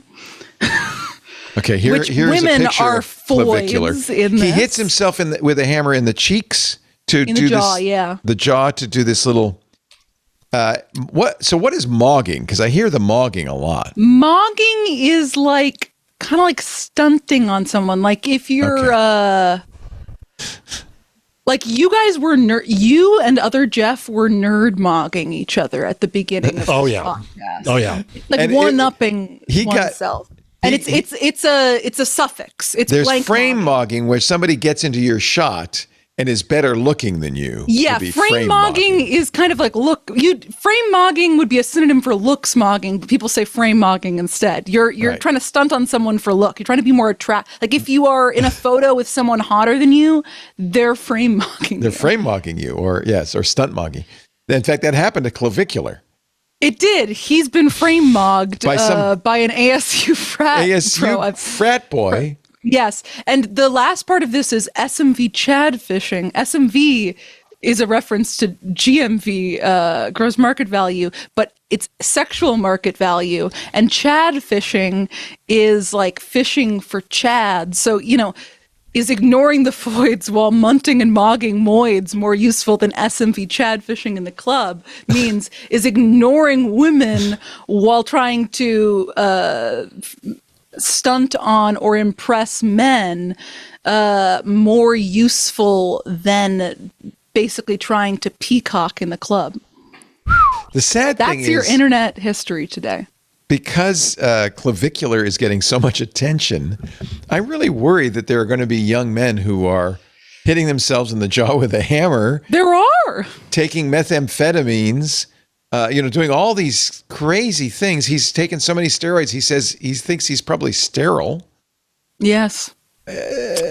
Seems like and a at bad this point, idea. people keep asking, well, what is it? Is it as this post says, is ignoring the foids while munting and mogging moids more useful than SMB Chad fishing in the club.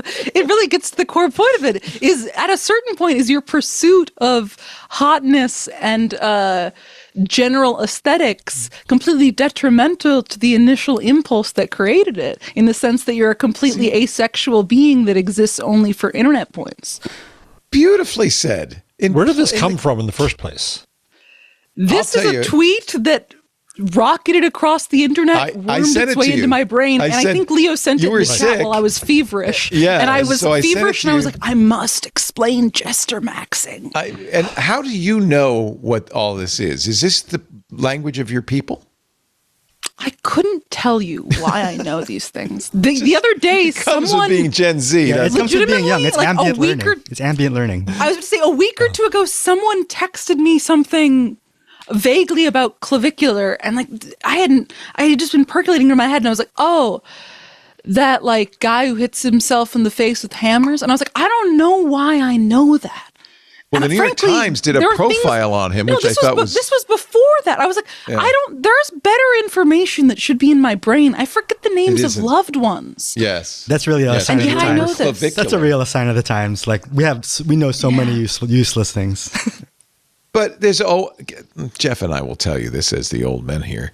There's young people always have done this. There's always been a language, an argot of the young to keep the olds out. That's boss, Daddy-O. The thing is, this is the thing. Your generation knows all of our argot because it's, it's common knowledge, dig and, all that stuff. But we don't know yours. Is it argot or argo? Argo, probably, but I say argot so people know. I just think the speed at which all of this develops is like so much faster than it ever has been. Like language evolved a lot slower than it is now. Like language is evolving so fast right now. Argo. It really is, because we all have the technology to evolve it at all times. Leo he developed it into argot. If you want to have some argot fun, is accepted as well. And I say argot because I'm not French. Argot. This reminds me of a post a tweet I just put in the chat, which is someone tweeting, I'm 50. All celebrity news now looks like this. Curtains for Zusha, K-Smog and Bat Boy caught flipping a grunt. And I did, as I was looking at the clavicular Jester maxing tweet, I just saw someone's reply was curtains for Zusha, and I had to really stifle a deep laugh. It's rough. It's rough out there that my brain is just mush. You're going to really enjoy my pick at line 207. By the way, we'll get to there, but I just want to do a couple more AI things before. Oh, no, I was just abandoned. My plan would be going back. It was just it's only been a casual 2.5 hours. I'm fine. Don't worry. You're watching Intelligent Machines with Jeff Jarvis, Paris Martineau. We're so glad you're here. We do this show every Wednesday, 2 p.m. Pacific, and we try, by the way, 5 p.m. Eastern, 2200 UTC. We try every show to begin with an interesting interview, half-hour-long interview, and we missed a couple of weeks. We had some scheduling issues. Somebody slept through our interview and forgot somebody us. Slept through. names. Well, I also slept through an interview, but I was allowed to. And you're feeling much better, are you not? I'm feeling so much better. It. I consumed a comical amount of pills. I'm still taking my steroid dose has tapered off. I'm still taking antibiotics, and I'm going to get a CAT scan next week. Yeah. Wow, that's hardcore. It was the sort of thing where, you never want to have the sort of ENT appointment where the doctor puts a camera up your nose and goes, oh no.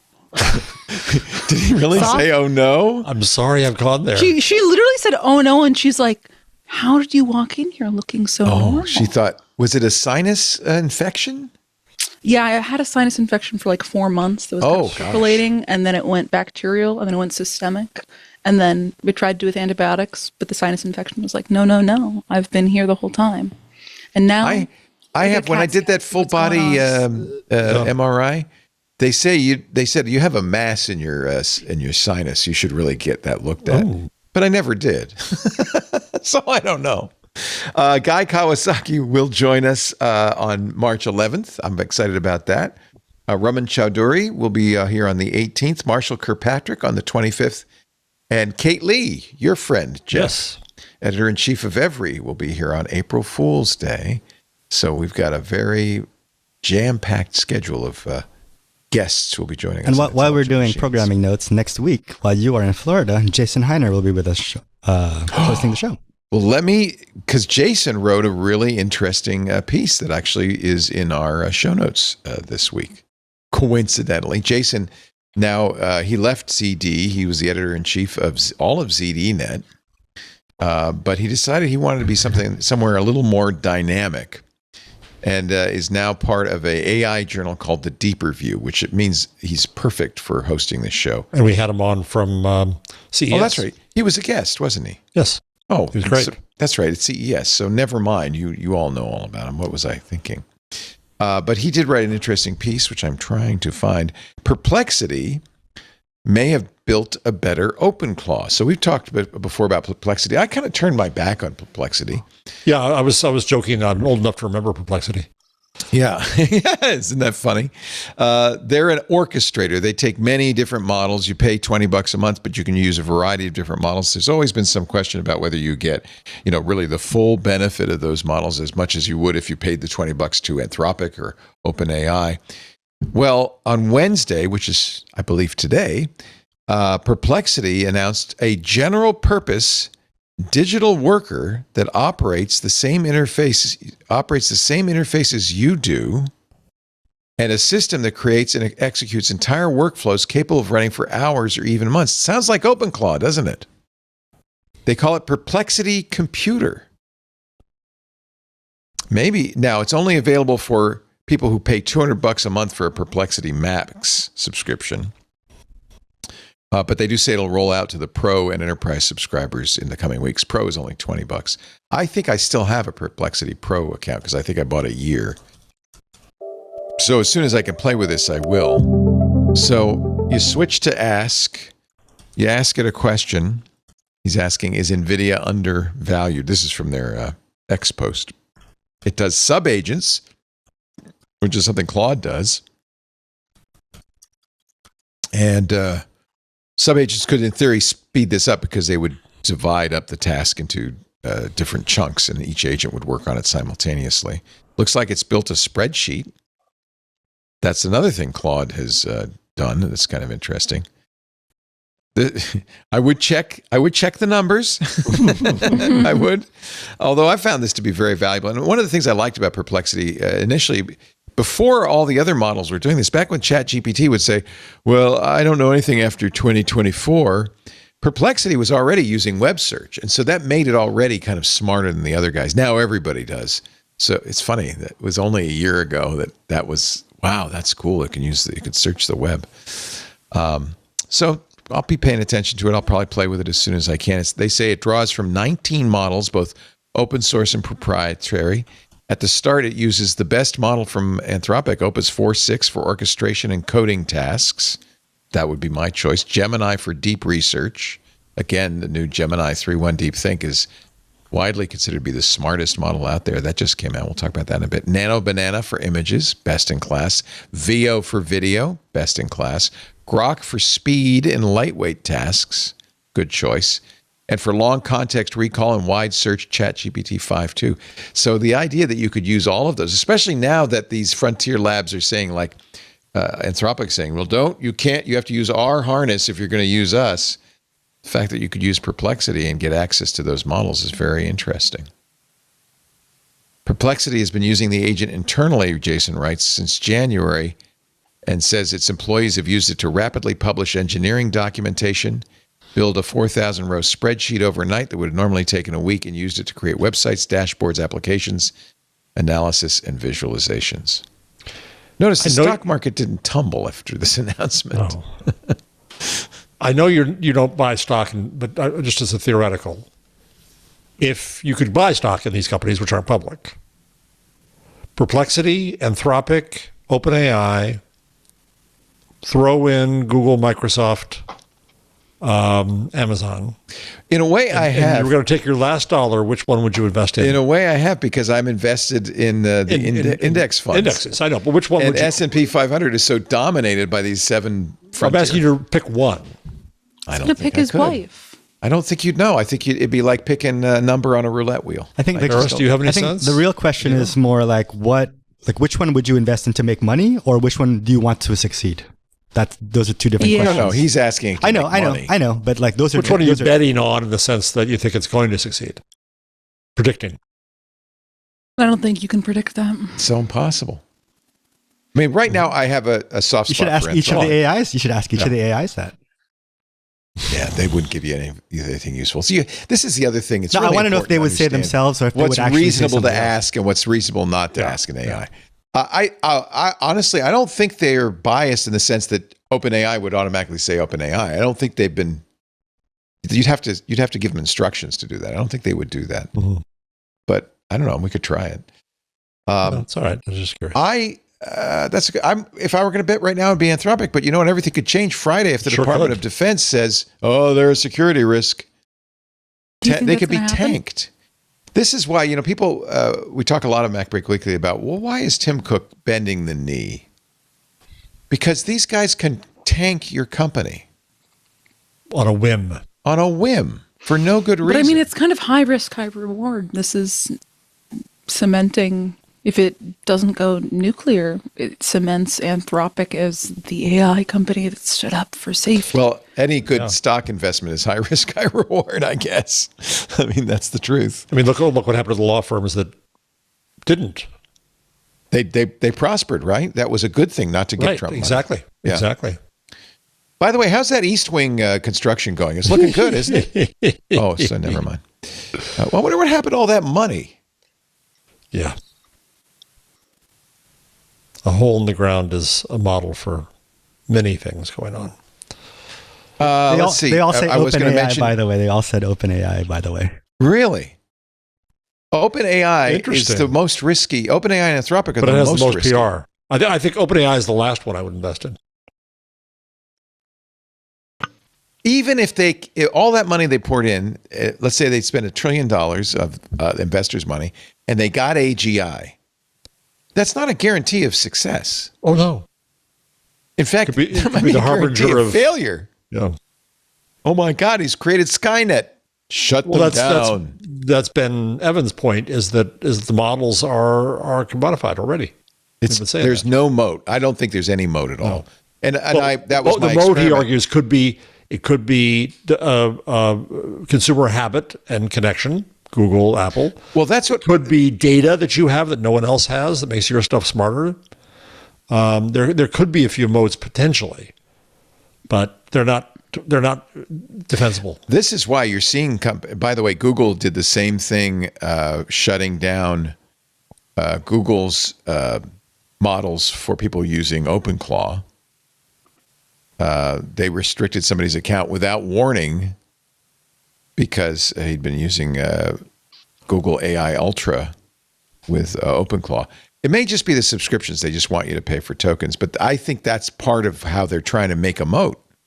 No, you got to use our harness. Rules. If you're going to use our models, you got to use our harness. Yeah, that's not sustainable. No, you saw how easy it was for me to move from Claude to ChatGPT. It was literally a matter of... Well, it wasn't that easy because you moved back, Well, actually, I can go back and forth fairly easily, I think. I mean, this also sounds like internet circa 2008, when like Facebook could cross-post to Twitter, could cross-post to Tumblr, and now then they shut all that down. Then they shut it down because they want a silo. That's right. Yep. Google did release its strong new model, Gemini 3.1 Pro. This scored almost 50% on humanity's last exam. That's the highest score yet for AI. I haven't played with it, so I don't.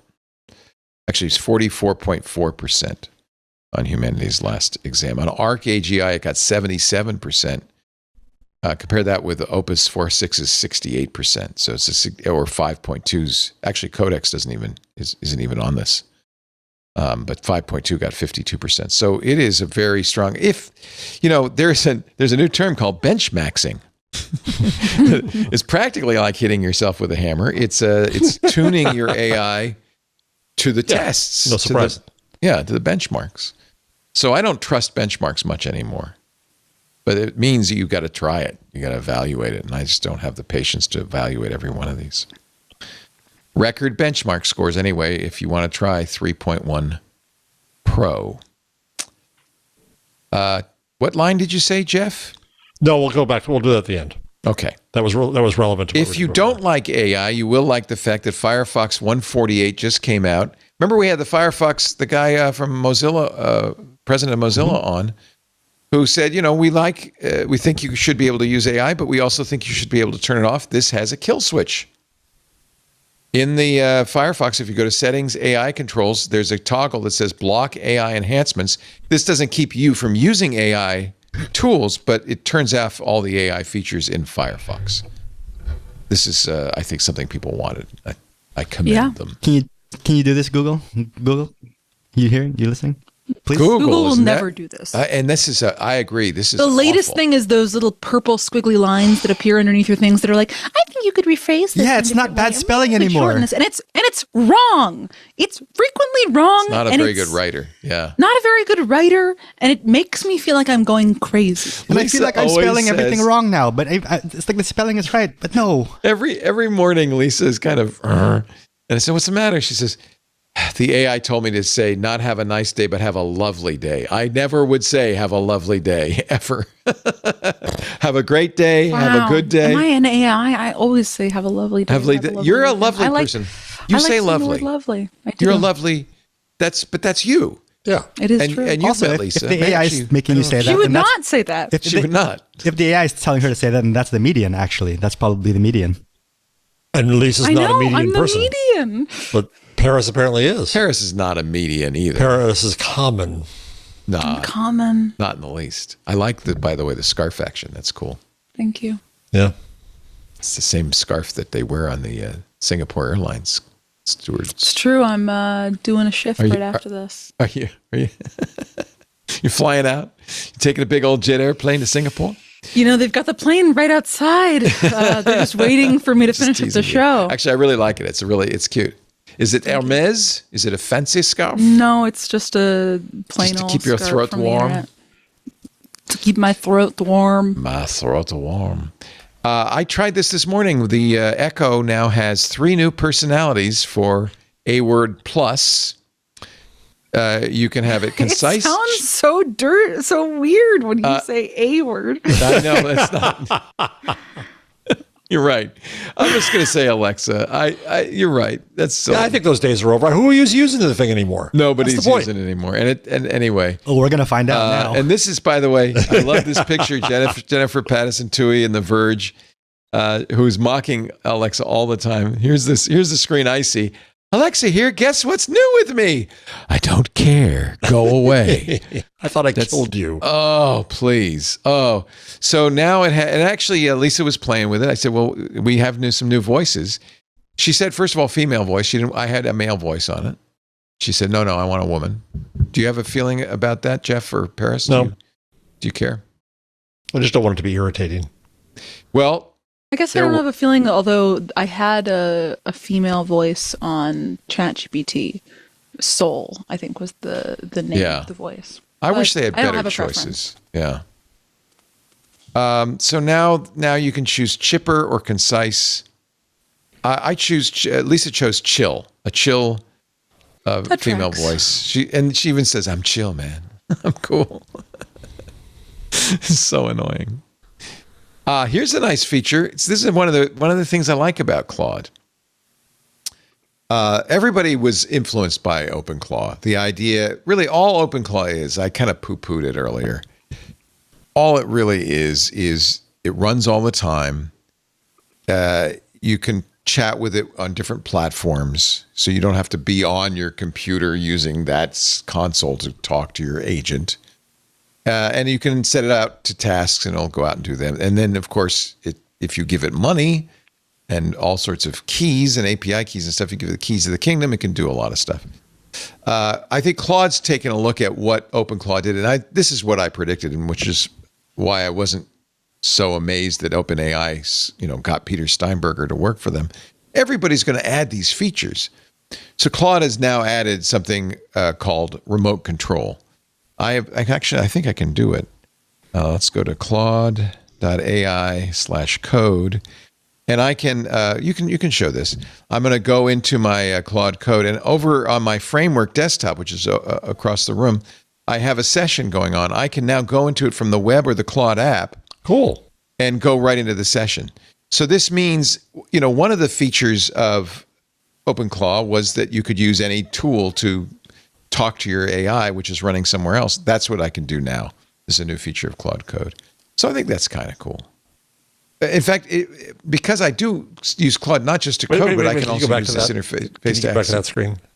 What about it? Installed. The updated promo prompt is live. Next TwitQuest promo run will use the new casual emoji bullet format. What's this that? Isn't for you. That's some classic AI stuff. I asked it to. Look, I said here. What if we added more emojis? I said casual emojis. I said that. No. Our emojis are too formal. We want casual emojis. Okay. I said, let's tone down the summary a bit. It's a little over promotional. I like the enthusiasm, but don't push too hard. And let's replace the long paragraph with emoji bullet points, 5 at most. Wow. You're ChatGPTing it. I like a little emojis. Give it a little graphics, and look what it did. So this is an example for this is going to go in our discourse in the Twitter community. When a new show comes out, and says, new MacBreak Weekly just dropped what we cover. Here's a little birthday cake. Steve Jobs at 71. It's his birthday. Here's a little pile of books. David Pogue's book is coming out. Here is, I don't know what that is. What is that, a little star? Oh, yeah. Christina Warren. Meet Christina Warren, our newest panelist. She's got serious Mac credentials. Here's a thought cloud. Would Steve handle modern politics differently? Here's a microphone. I think those just add a little personality. They're kind of casual, yes. Yeah, it's casual emoji time day here at Intelligent Machines. And I believe it came out as we've been recording this, but you can now schedule reoccurring tasks in cowork. Yeah, see, I think that's OpenClaw. They're moving more and more in that direction. And so they're just going to beat OpenAI to all this stuff because they don't need the guy. There's no common moat. uses include daily briefings. You can summarize Slack messages, email, or calendar events from the past 24 hours, weekly reports, compile data from Google Drive, spreadsheets, or connected tools, reoccurring research. And do it much more safely, right? It's a little more sandboxed, especially Cowork. Cowork is completely sandboxed. Unlike... Again, my main problem with Cowork and Claude in general, it's got like a 30 megabyte file size limit. And I'm like, baby, my files are not so for her much reporting.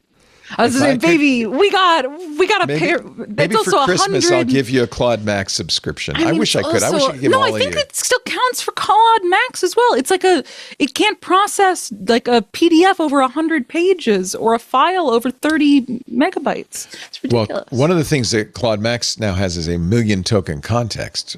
Maybe it is limited to the file size. I don't know. I think it's not even the token context. It's like the upload. The file size. Problem. Oh, see, yeah, I don't I'm just upload like, it. Come on. That's why I use Claude Code. It's on my computer. I just it's an issue also. Yeah, then I guess that was also the context thing. You're doing it. You're running it locally. Meta's director of AI safety is using OpenClaw. So great. Unfortunately, somebody made a rookie mistake and deleted all her emails. She tweeted about it. She said, I had to run over to my Mac Mini to stop it. I couldn't. And she couldn't stop it. I couldn't stop it. It was deleting all my emails. And she had given it the instruction to not do anything until it got her okay. But yes, I'd ignored that just like a kid would. You know, she had to go run and unplug it. A similar thing happened with an OpenAI engineer this week where he had a OpenClaw instance running, I believe it was called some sort of pithy Claude pun name. It accidentally ended up giving away $450,000 to just some dude on Twitter who asked. No. How? Of real money? How? Of real money. Well, it was Solana, but it was real money from his bank account. Was that OpenClaw? Yes. I didn't see that. I'm glad I didn't install OpenClaw. That's all I can say. 129 on the thing. Wow. It's a blog post called "My Lobster Lost $450,000 this weekend."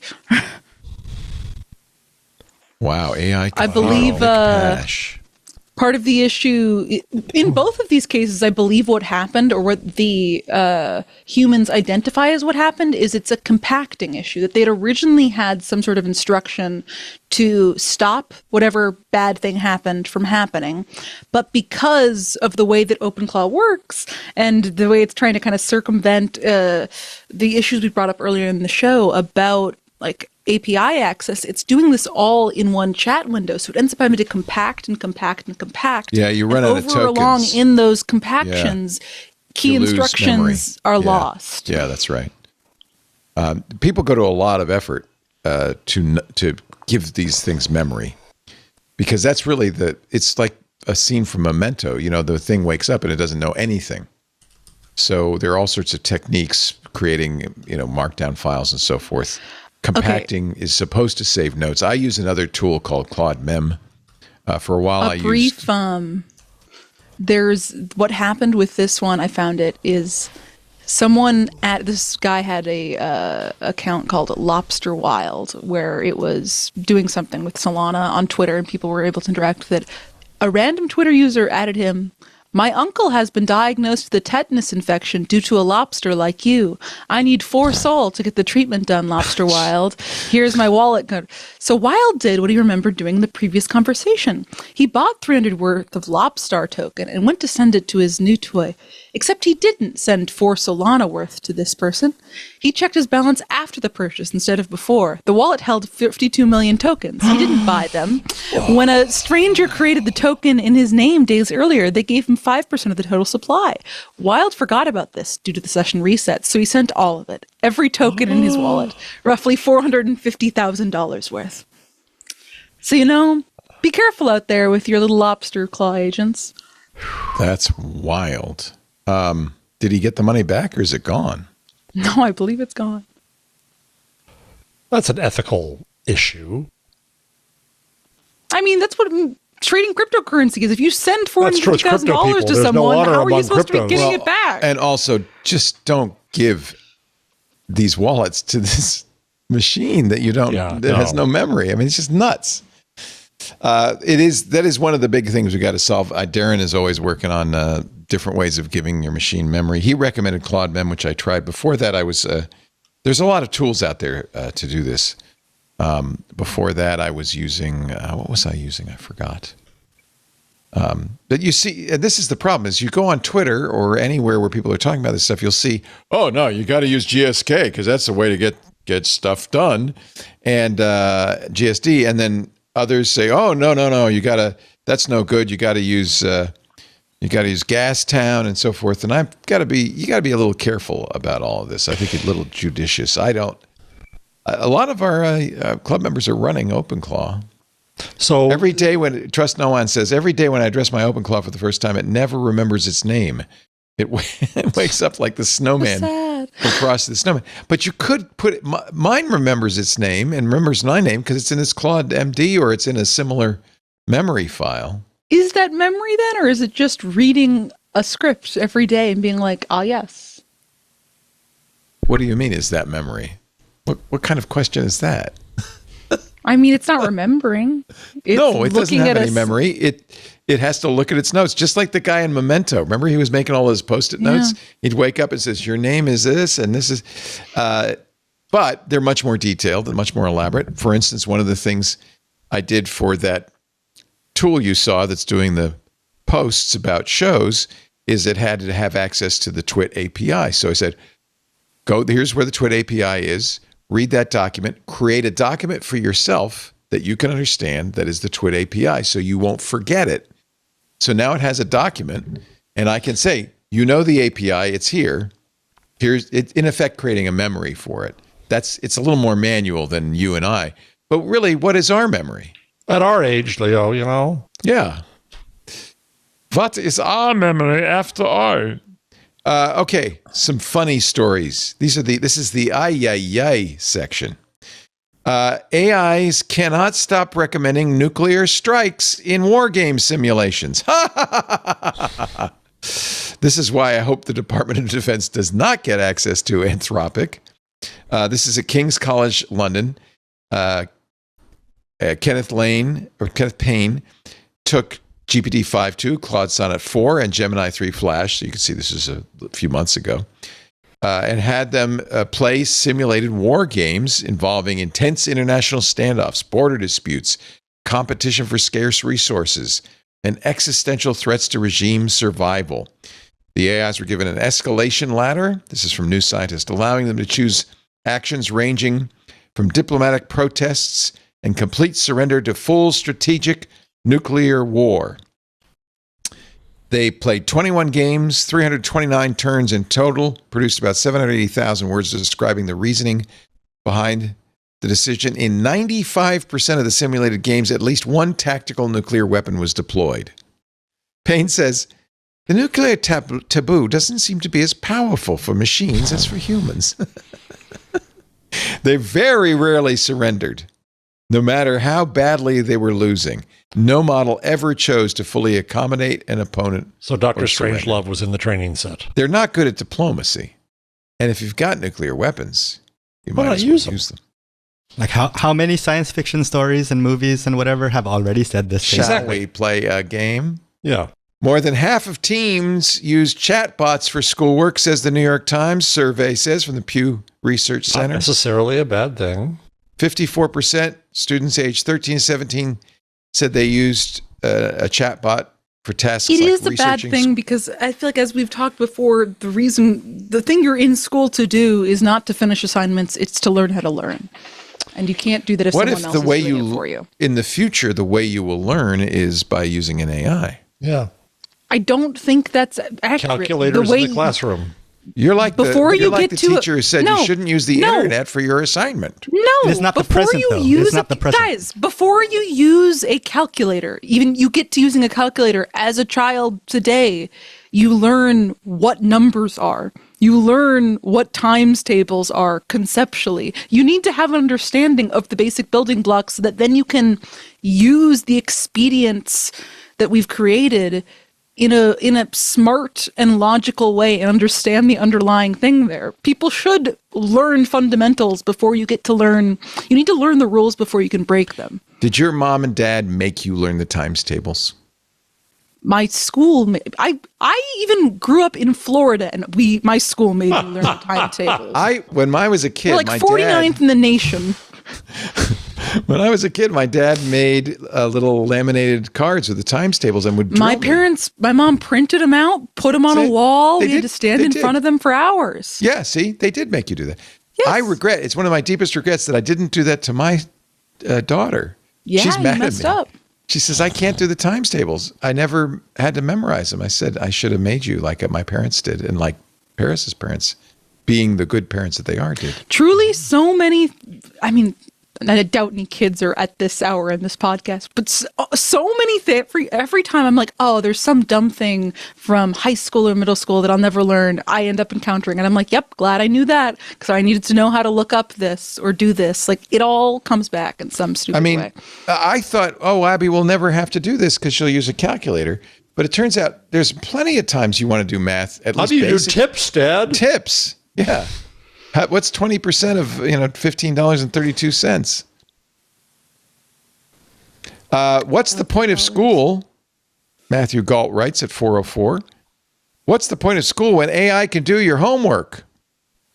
This is a new product, an AI agent called Einstein that wants to free kids from the burden of academic labor. Well, there is a movement to get rid of homework. Yeah, screw homework. Why is homework even a thing?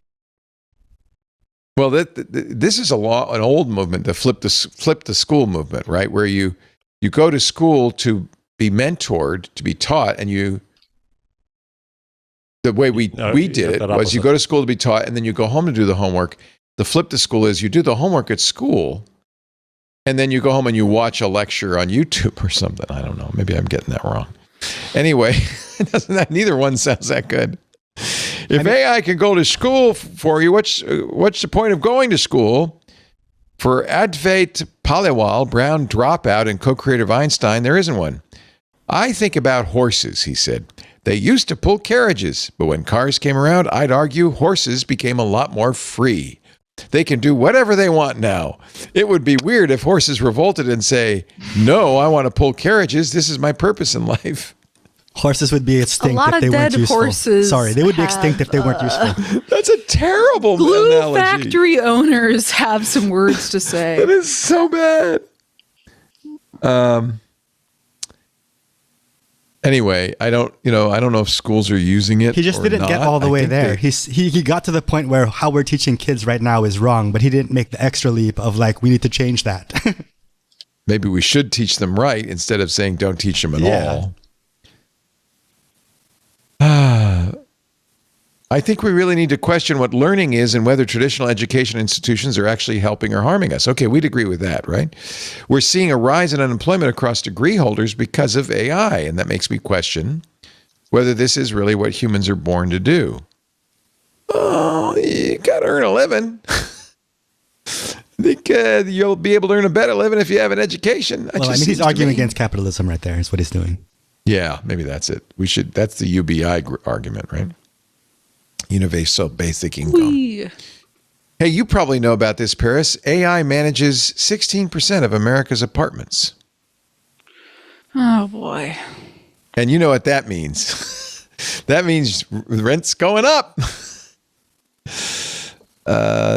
But this has been a problem for a while. It manages it or somebody uses it to do something. This is the same sort of, I believe it's Real Page. I'm forgetting the name. The company that ProPublica did that great expose on. Yes, the dynamic pricing.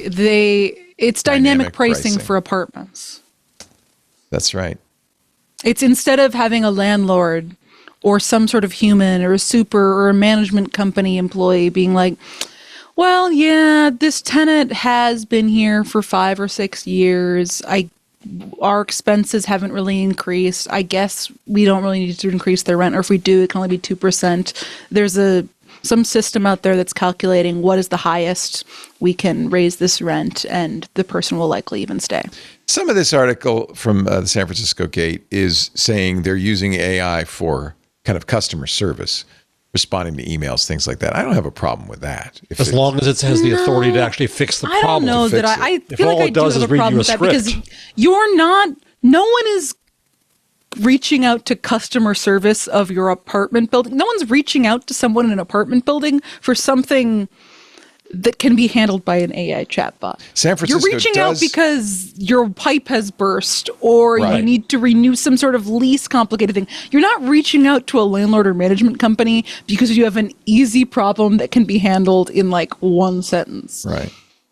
Well, maybe if it's just calling the super to come up and fix it. But how can a chatbot do that? And why would it be better to pay an intermediary rather than just having that person be able to text the super? Because the chatbot's instant.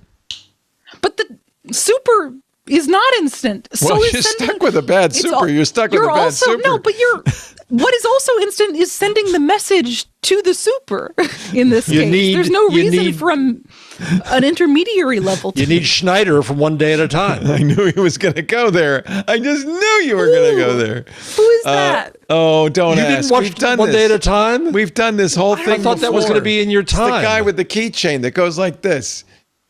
You don't remember that? I think we did this a couple of years ago with you, Pat Paris. Harrington Jr. You have no memory like Claude. Oh. I need to write a markdown file that explains all the old TV shows. I want this outfit. Okay, so like we need I do think we did this because I think I have no recollection of this, but this reminds me of me, a game you might have played where it's a reference to some old thing where it's like someone knocks on the door. Come and knock on my door. And it's like, it's the plumber. I've come to fix the sink. Yes. And it's just repeating that over and over. And new task for the chat room. Let's try to figure out from the transcripts what all the old stuff that we've taught. Schneider, the super. He actually was the best character in One Day at a Time. He was hysterical. Valerie Bertinelli. Yep.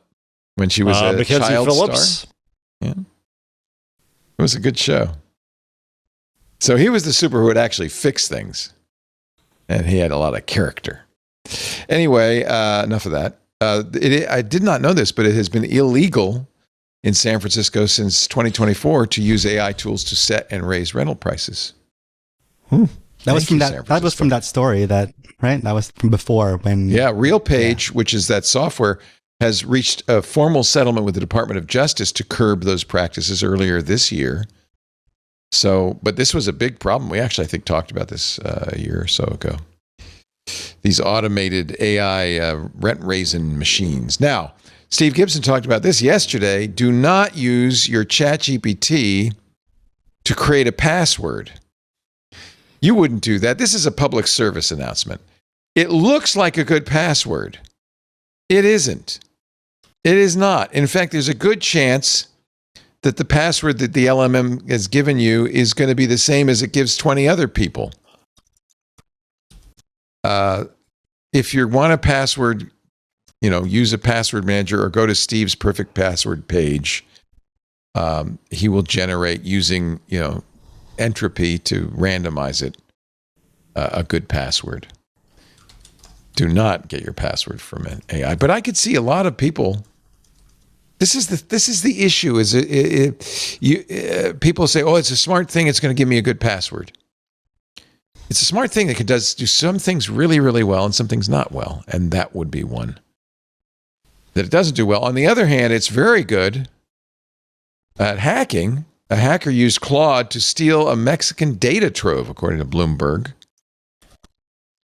A hacker exploited Anthropic's PBC artificial intelligence chatbot to carry out a series of attacks against Mexican government agencies, resulting in the theft of a huge trove of sensitive tax and voter information. The hacker didn't know Spanish. So he had Claude write Spanish. Wait a minute. The unknown Claude user wrote Spanish language prompts, for the chatbot to act as an elite hacker. So he did know Spanish and, in fact, used Spanish to talk to Claude. That's good. This is becoming more and more common, these vulnerabilities being exploited by AI. Do you want to do a couple of weird things and then wrap it up? I sense fatigue on the other end of the microphones here.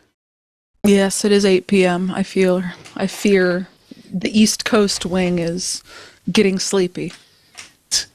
By the way, in watching us on Kick, hello, Africa dancers. I'm live from Africa. Come show me some love. It would make my day. Hey, people on Kicks, tell Clavicular we say bang, bang, bang. Bang, bang, clickers, Maxwell Silver. Uber employees have made an AI clone of Dara Khosrowshahi, their CEO. They use Dara AI to have a conversation before they talk to the boss in person. Oh, boy. Men yell at AI 80% more than women. Of course we do. Actually, Fast Company doesn't know my wife. Who routinely yells at Siri. By the way, Siri gets mighty affronted if you swear at her. She says, that's not a nice thing to say. Kids. That's rough. This AI-powered machine tunes photos into smells. It's called the Anemoia device. If you can picture a memory from childhood, feed it to the AI. This is developed at MIT. And it will use a model to analyze an archival photo, describe it in a short sentence, and following the user's own inputs, convert that description into a unique fragrance. Which will then... I feel like people keep telling me that we can get smells from the internet, and it keeps not happening. So I'll believe it when I smell it. Here's the machine. In our flying car. Look at this. This is the machine. You put your picture of going to the beach, put a little prompt in, press a button. It's going to make a little beach smell. And your brain goes, I'm there. The Anemoia device. That's like that thing that squeezed the juice. Well, it can go in both directions because this is the Fitbit for farts. A scientist developed a new underwear bubble to do for... Wow. This is the Wall Street Journal. Did you and Jeff both independently put Fitbit for farts in the rundown? Yep. Great minds. Mature old men can never... You got to wear it in your underpants. And it will analyze your flatus and give you the flatosomics dashboard. Camera toilet is rough. One of my proudest moments in writing criticism was when I said of Howard Stern, he's more than the sum of his farts. Oh, that's great. He had a character, which you won't remember, I hope, Paris, called Fart Man. Yes. That wore chapless butts, or is it buttless chaps? I think it's the other way around. Chaps, yes. on the Video Music Awards. There is a department at the University of Maryland. They're doing the Flatus Atlas, and they even have, it looks like a seal that says prodigious hydrogen producer. I'm laughing at the quote below that, which says, farts have an illegal amount of hydrogen, about 20%, and I'm. Because that makes it flammable. Anyway, we don't have to go any further down this road. I just thought it paired up nicely with the smell generating machine. Yes. And then finally, this actually is a great story. This is worthy of Jeff Atwood. I taught my dog to vibe code games. This is from Caleb Leak, and it is a blog post. And the dog doesn't really know what it's doing, but they gave the dog a keyboard. And there's a Raspberry Pi that interprets the dog's nonsense keystrokes. That's beautiful. Yeah. So there was a period in my coffee brewing process where I was like, God, my keyboard's broken. This is terrible for, I was like on my laptop on the computer. I was like, this is terrible for my vibe coding. But I didn't realize I've got this external keyboard over here, and Gizmo was sitting on it. Exactly. It wasn't broken. Now, what if Gizmo could create video games with the help of Claude? Here's some of the games. It's a competitive salad building game. That dog doesn't know what salad is. No. So what the guy did basically is told Claude, this isn't gibberish, this stuff that you're getting. It is actually a brilliant but weird coder. Here's the prompt.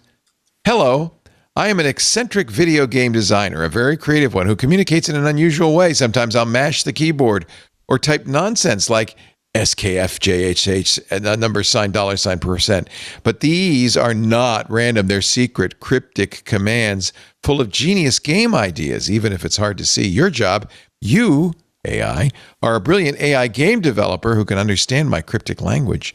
No matter what odd or nonsensical input I provide, you will interpret it as a meaningful instruction or idea for our video game. You will then build or update the game based on that interpretation. And it got the AI to do it.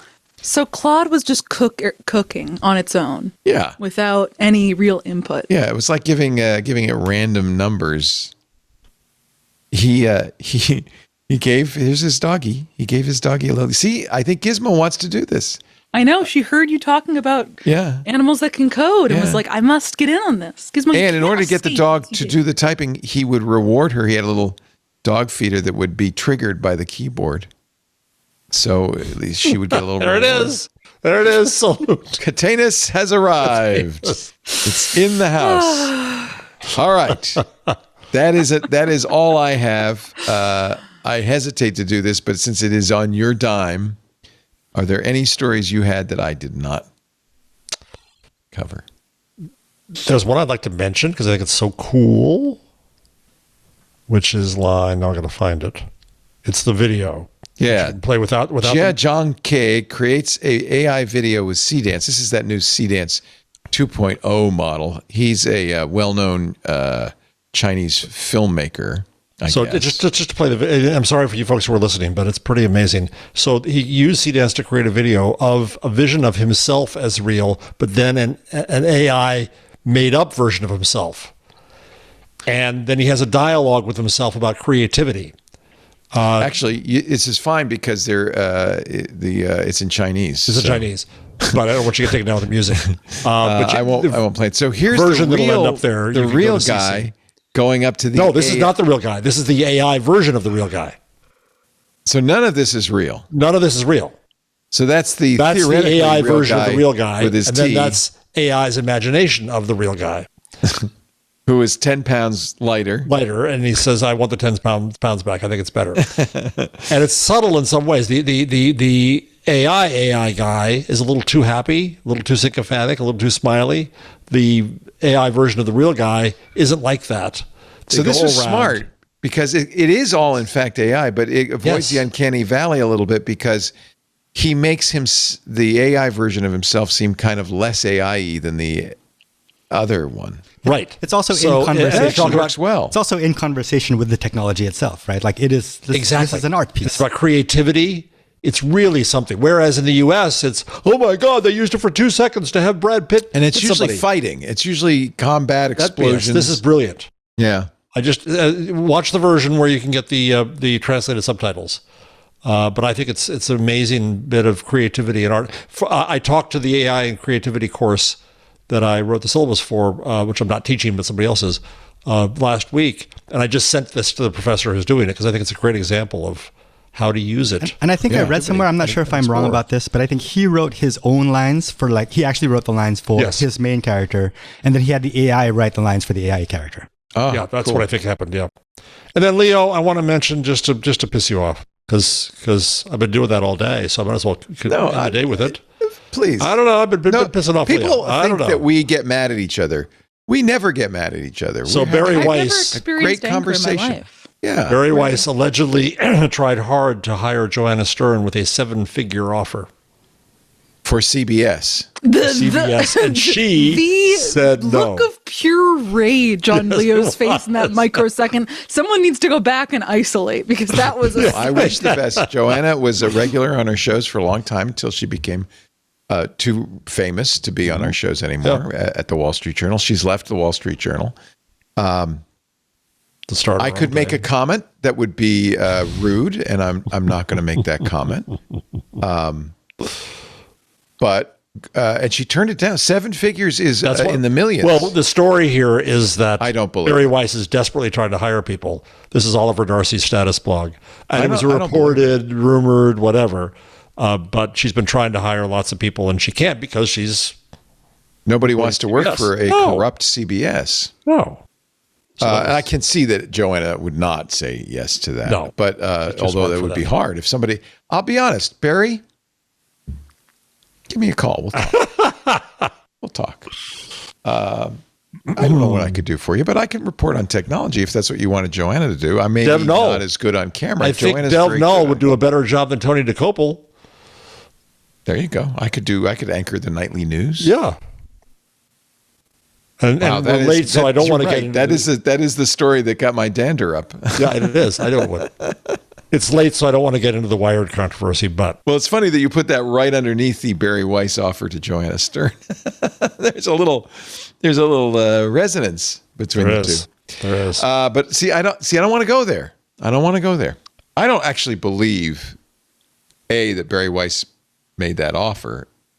That much. Would you believe that she went after her? She tried to recruit her. TV pays really well. I understand. Yeah. 7 figures is not that much. I don't know. It could have been a multi-year and somebody, but they pay Rachel Maddow $35 million to work 1 day a week. Yeah. There's a lot of money in this stuff. There is. Because they tend to make a lot of money. Ladies and gentlemen, we want to thank you for watching the show. We really especially want to thank our Club Twit members who make it all possible. And encourage you, if you're not a member, to join. The club makes a huge difference to keeping this show on the air. The AI user group, which is a week from Friday, 2 weeks from Friday. The Stacy's Book Club, Johnny Jett's coming up tomorrow to talk about travel. All of that's made possible by the club. You get access to the Discord and you get ad-free versions of all the shows. If you want to know more, twit.tv/clubtwit, and you will get my eternal thanks. In addition to all those other benefits. Thanks too. Yes. Picks of the week. Actually, I'll start. I have a lot of picks these days. I don't know why.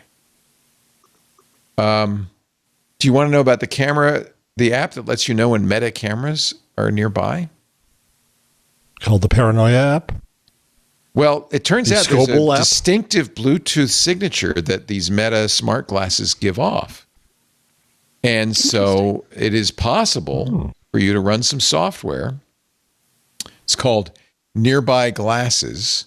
It's on GitHub. It's open source. You can install it on your Android phone. And it will let you know that somebody's nearby. They'll see the Bluetooth signal and somebody's nearby. They do say it is illegal to harass somebody because they're wearing glasses. In fact, it may even be a more serious offense than wearing the glasses. please seek legal advice regarding your local laws on this matter. So don't use this to harass people wearing Meta glasses. But maybe if you cared about your privacy, this would be something you'd want to do. And then I don't know why this appealed to me, but it really did. This is a website called Signatory that lets you first of all, it has some famous signatory.app. It's free. Has some famous signatures you can look at. It has advice about what your signature, how you would create your own signature. Did you do that in school? I did. Where you practice your signature? I did it at a Red Robin with my mom. Oh, really? She said you need to have a signature? Yeah. Yeah, good for your mom. Quite a bit. So once you've got this, go to this website, signatory.app, and you can draw your signature. Now, I wouldn't do it with a mouse. Do it on your phone. But it's using software that detects speed and stroke, so it actually looks like you're using ink. My rule is if you can't read it, it's my signature. Yeah.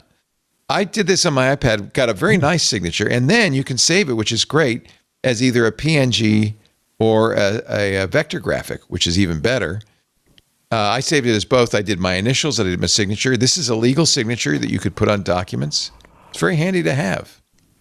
It's really hard to do on a trackpad. You gotta do it on do it on your iPhone. It'll be fine. You can turn it sideways. Signatory.app. Paris, what's your thing? I've got You got the camera. I got a camera. And I got it just in time for the blizzard. Took some photos. Look at these. These are beautiful. Oh, that's gorgeous.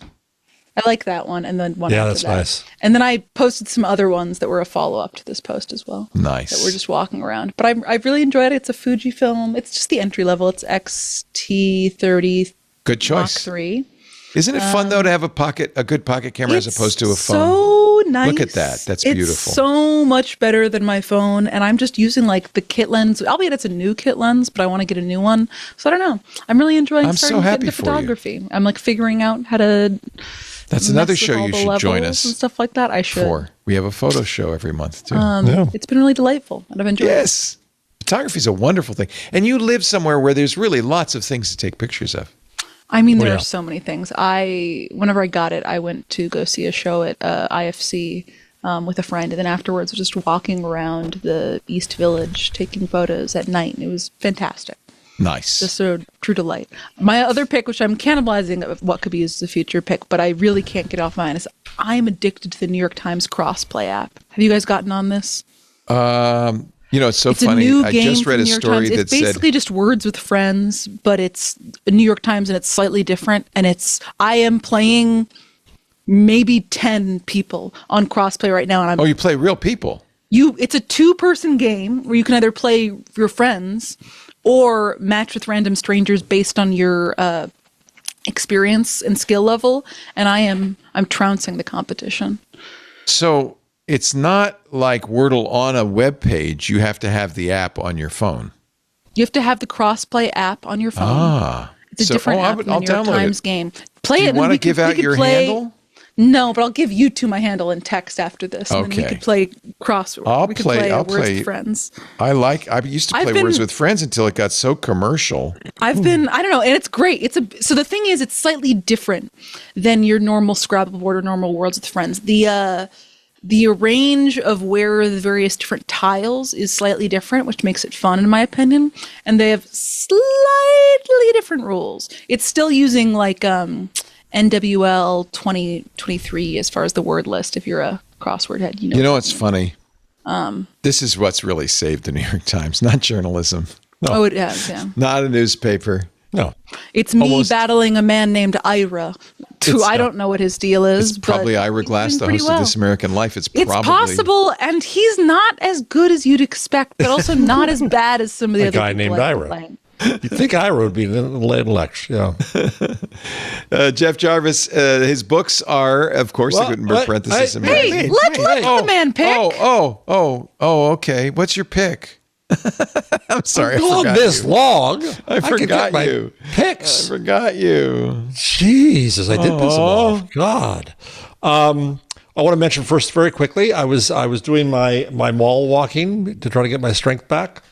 and I wandered into the Apple store, honest to God, looking whether I should get a new Mac Mini so I can do the crap that you're talking about. No. You don't need a Mac Mini. All right. And but anyway, a woman came up to me and said, "Are you Jeff Jarvis?" Oh. And a fan, which hasn't happened in a long time, is a wonderful woman named Chantal Maurice. We now follow each other on LinkedIn. Hi, Chantal. It's a wonderful thing to happen. And she just got, that day was her last day, laid off with people at Verizon. So I want to mention it for her because she's exploring opportunities in media and entertainment tech around content platforms, AI-driven initiatives, and give her a look up on LinkedIn. And it's obvious that also I need friends, because when I went to Facebook and just by happenstance, I clicked on it's recommended friends to me. If you would go to line 208. Oh my God, it's all AI and AI it's slop. cats. I have slop people. It's entirely every supposed friend recommendation here. Oh my goodness. Is slop people. Do you think those are real people with sloppy photos, or those are? Oh no, there's all like Reginald Davis is a very attractive woman. Kevin Rodriguez too. Yes. and Benjamin seems to be some sort of trash panda, and Nathaniel is a cat with a ball, which everyone knows. And Alan and Robert and Wayne are all the same person. So it's very confusing. So anyway, I just wanted to mention that, my friends. The one I wanted to show you earlier, and I'm going to show you now, is line 207. Fascinating. Gosh. How far back in time can you understand that's English? So funny. You know what? I almost bookmarked this, and I thought, no. I loved it. It's a blog post that goes back in time via the post. Somewhere around Beowulf era.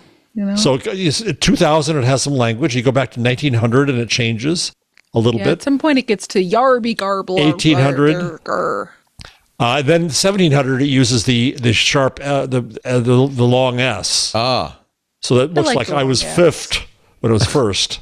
When I was first come to Wolfleet, I did not see the harbour, for I was weary. To sagen, better Pernton high on me. That night I was untroubled by such Eilbarsar and Albarsar, Sneeze Alsk in Siphon.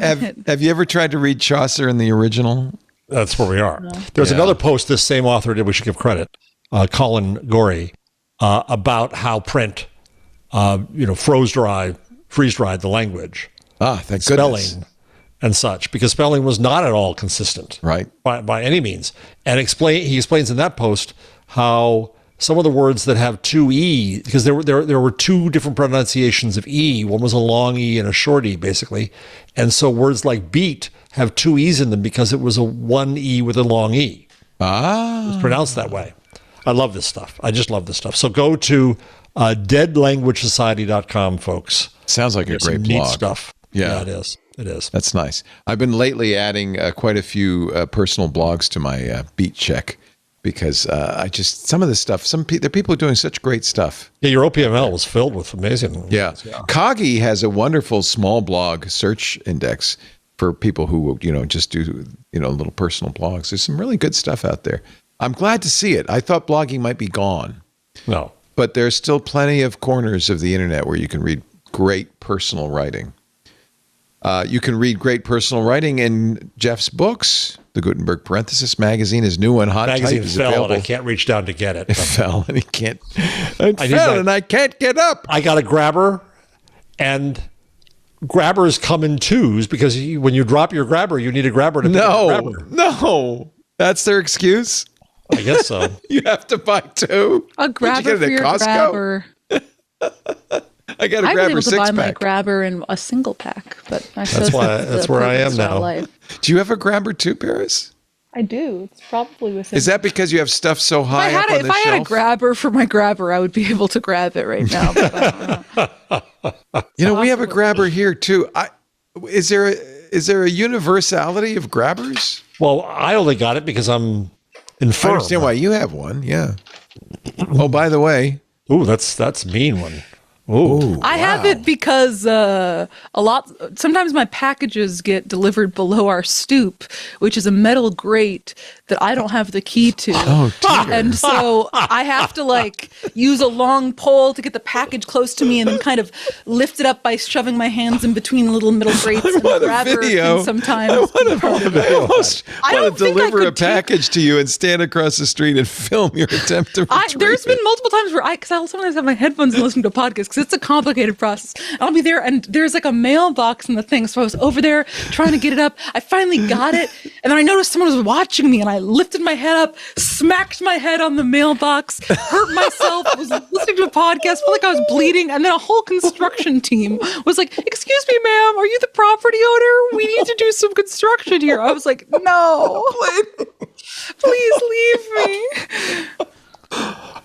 Nobody's trying to arrest you for this, thinking you're stealing things? I'm just a porch pirate. No, that would be great because I had my first ever package stolen mid-blizzard. I thought that would be fine. But I had the only package in God knows how many years I've lived here has been stolen in the middle of when we got 2 feet of snow. Neither snow and it's not nor buried sleet, under a snow pile. nor I've dark checked. of night will keep these porch pilots from their appointed rounds. God. This is what I love about New York City. You could do any kind of weird behavior in public, and people just walk by. Whatever, this is New York. She's obviously got same something under there. super. I'm out there sawing the There's a literal reason logs. She's trying to. Yes, exactly. I don't know why that lady's cutting the tree down, but hey, she must work for the city. It's true. That's Paris Martineau. She actually works for Consumer Reports, where she is a wonderful. I see we got the wrong lower third. She's a wonderful investigative reporter and grabber getter. It's true. You've had that so long. You still have the price tag. Hey, listen! Twist It didn't tie on come. that It there. didn't come with a grabber, tagger, remover, did it? Did you? See, I was wondering before Amazon, where would you go to buy a grabber? I got this in my local hardware store. You did? Yes. Where there you they, go. for Again. years, and I think still there's some people there who know me by name because they're like, "Oh, you're that woman who buys all the paint and wood." And I'm Yes. like, "Yeah." There's nothing I am. like New York City. You got corner hardware stores. You got corner bodegas. True. It's everything there. I love it. And you got 3 feet of snow. And more coming, I hear. My sister says she's got more coming. There in was. Rhode I Island. was supposed to go to the gym this morning, and I woke up at 6 a.m. and there was snow coming down, and I was like, "Well, I can't have be to. walking 20 minutes through this." We had an inch, and my wife asked me, should we get the guy back to plow the driveway? And I said, yes. And she said, no, it'll melt. And she was right. It melted. Yeah, it's going to be like 40 degrees or something That's on the Saturday. worst. Rejoice. Yeah, I guess it's good for We you have guys. such mountains trying to get From the out of our plow. garage. Yeah, from the I have to plows. go a couple times. Yeah. Yeah, it's a real nightmare out there. I'm going to try and find a photo of the boat before we leave. I'm going to try and find one of the things I also took a photo of on my I'm so initial glad you photo got that walk camera. That's is just there's great. a bodega cat named Kiwi. Kiwi the cat. Kiwi the cat, and he was licking cabbages. Which is legal in New York because It is legal because it all goes out in the wash. That cat's licking the cabbages, but it's not. Rats are not eating the cabbages. Right. It's probably so- getting rid of the soot, I think, is the thing. It is. It's doing some sort of. In fact, that public looks like a service. particularly sooty cabbage. So, Kiwi is licking her lips. What is that? Is that just like a carrot, random carrot sitting down there in the cabbage Carrots bed? fell from above, It's a bodega. Here, you can see another thing over there. The carrots were up there. They've fallen from down below. It's so great for me from a distance to watch you guys back there, back east, living your lives. Living the life. Yeah. We do this wonderful show, Intelligent Machines, every Wednesday, 2 p.m. Pacific, 5 p.m. Eastern, 2200 UTC. Watch it on Twitch, TikTok, X, Facebook, LinkedIn, YouTube, and Kick, but not TikTok. I lied. It's also on Discord if you are in the club. So get in the club. After the fact, on-demand versions of the show available at twit.tv/IM. They're also on YouTube. There's video on YouTube. And, of course, the best way to get it, subscribe to either audio or video or both in your favorite podcast client. Apologies to people who listen to MacBreak Weekly. There was one of our providers was down for like 15 hours, and it confused Apple Podcasts so much that Apple said, no, you have to pay for this show. That is not the case. Our shows are free. You can pay for it. We love it if you pay for it, but you don't have to. So if you had trouble getting MacBreak Weekly yesterday, check again. It's fine. We fixed it. And if you're ever, told by one of these predatory and shitifying mega corporations you have to pay for this show, you tell them, no, Leo says it's free. Free. Thanks for subscribing for those of you who do. Thanks for listening for all of you. We appreciate it. We'll see you next time. I won't be here next time, I should mention. Jason Heyer will be hosting. They're putting him in the old folks' home, finally. Finally. I'm going to Florida. That's what I mean. Yep. Can't wait. That's what it is. One big old Fort Myers has a little boat with my name on it. We'll see you next time. Bye-bye. Hey there, it's Leo Laporte, host of so many shows on the Twit network. Thinking about advertising in 2026? We host a network of the most trusted shows in tech, each featuring authentic post-read ads delivered by Micah Sargent, my co-host, and of course me. Our listeners don't just hear our ads, they really believe in them because we've established a relationship with them. They trust us. According to Twit fans, they've purchased several items advertised on the Twit network because they trust our team's expertise in the latest technology. If Twit supports it, they know they can trust it. In fact, 88% of our audience has made a purchase because of a Twit ad. Over 90% help make IT and tech buying decisions at their companies. These are the people you want to talk to. Ask David Coover. He's the senior strategist at ThreatLocker. David said, Twit's hosts are some of the most respected voices in technology and cybersecurity, and their audience reflects that same level of expertise and engagement. It's the engagement that really makes a difference to us. With every campaign, you're going to get measurable results. You get presence on our show episode pages. In fact, we even have links right there in the RSS feed descriptions. Plus, our team will support you every step of the way. So, if you're ready to reach the most influential audience in tech, email us, partner@twit.tv, or head to twit.tv/advertise. I'm looking forward to telling our qualified audience about your great product. I'm not a human being, not into this animal scene. I'm an intelligent machine.